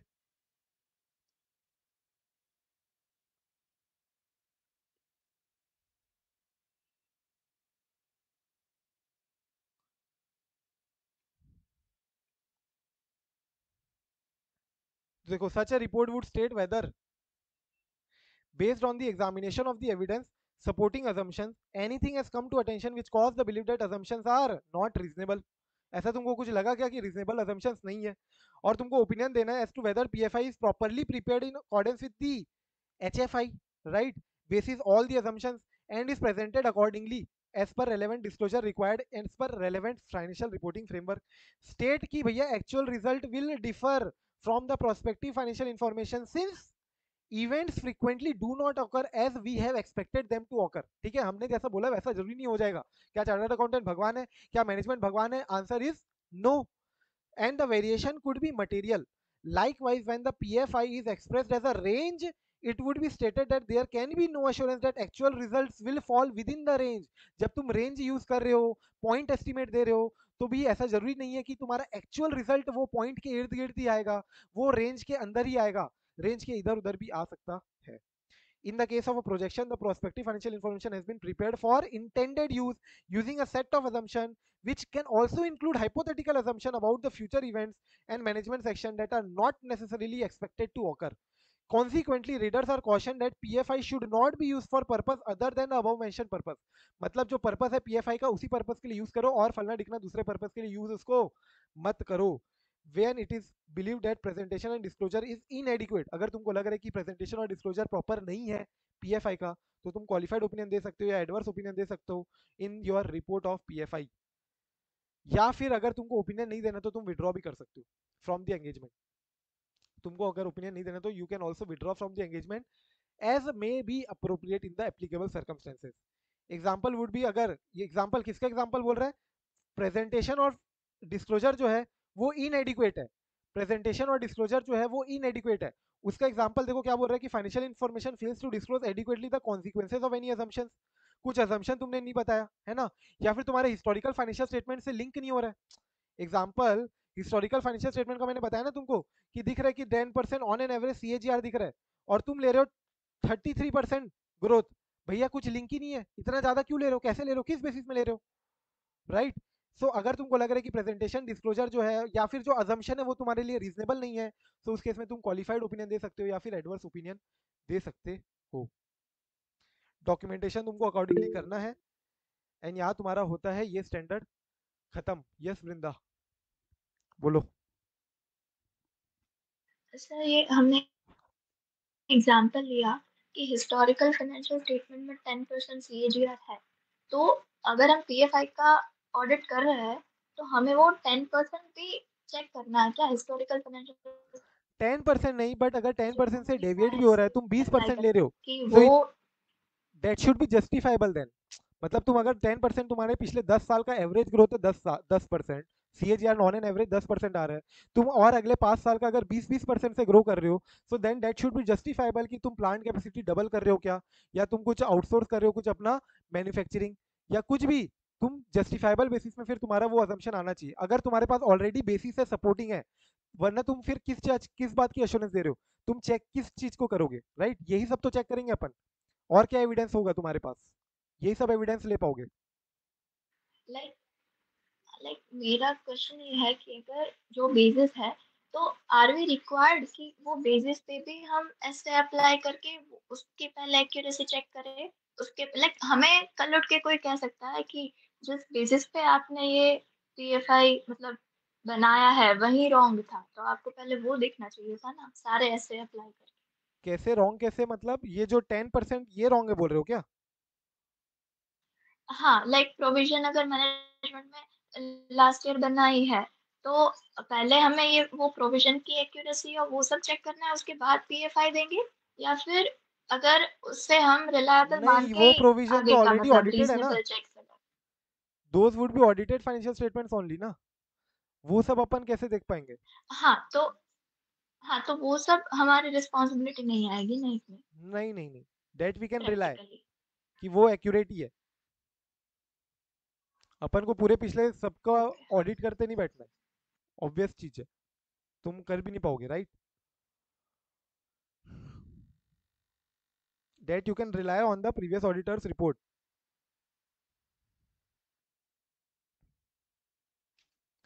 क्वेश्चन देख लो बाजू में,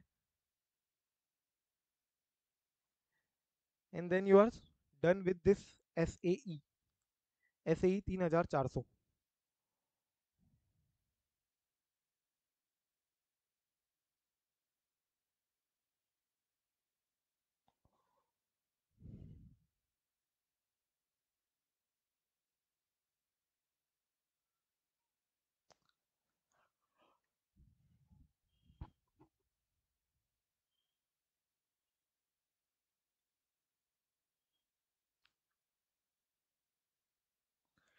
ठीक है, तो एकदम अच्छे से किया अपन ने, डीपली एक एक चीज को डिस्कस किया है, सारे पॉइंट्स को, कोई लैंग्वेज में भी कहीं कोई कॉम्प्रोमाइज नहीं दिखेगा, एज इट इज जैसा का जैसा दिया वैसा का वैसा रखा है मैंने. ठीक है, तुम भी कोशिश करो सब चीज़ें जैसे जैसे अपन ने ग्रास्प की है वैसे ही उसको रिवाइज करके तुरंत अपने बैठाओ। And we tried also to learn all the answer through some और दी अदर ट्रिक्स, तो वो ट्रिक को भी बैठाओ। अब भूलना है क्या, कोई स्कोप नहीं होना चाहिए।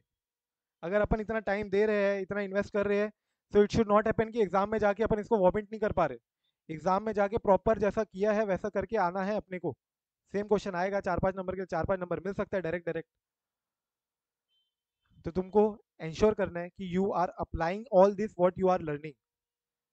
कुछ प्रैक्टिकल बना के भी कुछ पूछ रहे हैं तो you should definitely try to link कि इसका आंसर क्या होगा। तुमको ये बात होनी चाहिए चैप्टर में कि हमने क्या क्या टॉपिक पढ़ा है। ड्यूटी पढ़ा था मेन, फिर उसके बाद प्रिकॉशन पढ़ा था, राइट। प्रिकॉशन के बाद हमने एग्जामिनेशन प्रोसीजर क्या होगी वो पढ़ा था। एंड उसके बाद प्रेजेंटेशन डिस्क्लोजर देखा था। And lastly reporting. यही तो पढ़े थे ना मेनली, अगर ब्रॉडली मैं बोलूँ, जहाँ से 5-5 नंबर का क्वेश्चन आ सकता है। और एक तुम्हारा वो है कि क्या ऑडिटर पीएफआई में एसोसिएटेड हो सकता है कि नहीं हो सकता है। एक तो वो था टॉपिक, एक तो तुम्हारा ड्यूटी क्या बनती तुम्हारी एज एन ऑडिटर। फिर था प्रिकॉशन क्या क्या तुम लोगे while considering acceptance, while considering the engagement of PFI. फिर प्रिकॉशन के बाद तुमने देखा एग्जामिनेशन प्रोसीजर, फिर presentation and disclosure, and lastly reporting. बस इतना ही किया है। ठीक है, एनी डाउट?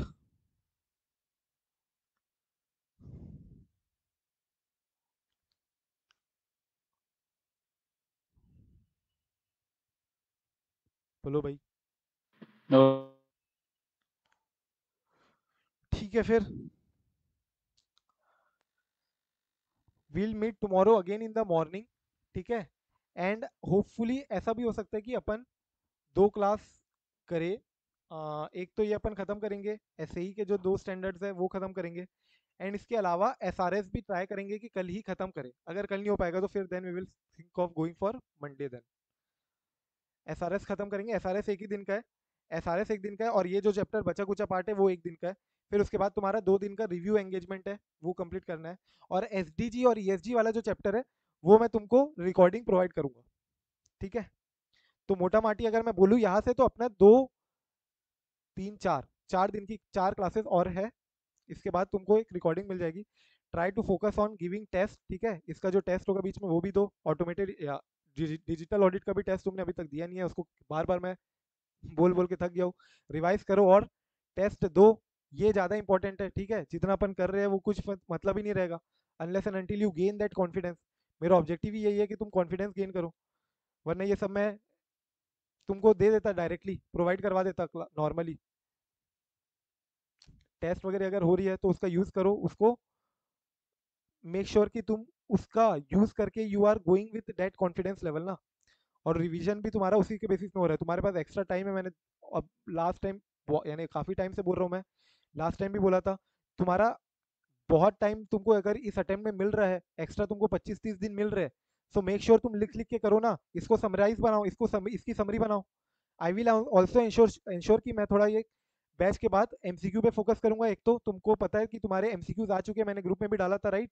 इंस्टीट्यूट ने एमसीक्यू बॉस पोर्टल में एमसीक्यूज रिलीज कर दिया, न्यू एमसीक्यूज, उसको गो थ्रू कर सकते हो, उसके थ्रू रिवाइज कर सकते हो कुछ। और मेरा भी फोकस वही होगा कि उस एमसीक्यू को कंपाइल करके एक तुमको प्रोवाइड करवा देना सारे सॉल्यूशन, अगर तुमको कहीं कोई डाउट आता है तो, ताकि तुम उसको रेफर कर सको। And secondly we can also do what, live session भी एक बार कर सकते हैं एमसीक्यू का, या तो अगर इंटरेस्टेड है तो, नहीं तो I will directly provide you all the logics and explanation for all the solutions. ये एक फोकस होगा मेरा। एंड सेकेंडली इसका फोकस होगा कि मैं तुमको थोड़ी समरी बना के प्रोवाइड करूँ इन थोड़े चैप्टर्स की, ताकि तुम एक बार समरी से भी रिकॉल करते जाओ। एंड ऑब्वियसली समरी रिकॉल करने के चक्कर में तुम लैंग्वेज को ज़्यादा कॉम्प्रोमाइज मत करना। So what summary I will prepare is basically, I will ensure कि मैं ज़्यादा लैंग्वेज को कॉम्प्रोमाइज नहीं कर रहा हूँ। अकॉर्डिंगली तुम भी थोड़ा उसके बेसिस में कुछ कर रहे हो तो करो, समराइज करो, लिख लिख के करो, कंप्लीट करो। याद करना है तो लिख लिख के याद करो, ज़्यादा टाइम है, अगेन आई एम सेइंग, तुम्हारे पास ये अटेम्प्ट में टाइम मिला है, make sure you are using that time, वरना वो प्रोडक्टिव नहीं जाता है। मेरे को भी मिला था कोविड के टाइम पे, एक अटेम्प्ट पोस्टपोन हो गया था मेरा अटेम्प्ट, कुछ नहीं हुआ था। ठीक है, तुम ये सोचते रहोगे तो कोई सेंस नहीं बनेगा। कैसे यूज करने वाले हो वो ज़्यादा इंपॉर्टेंट है। चले,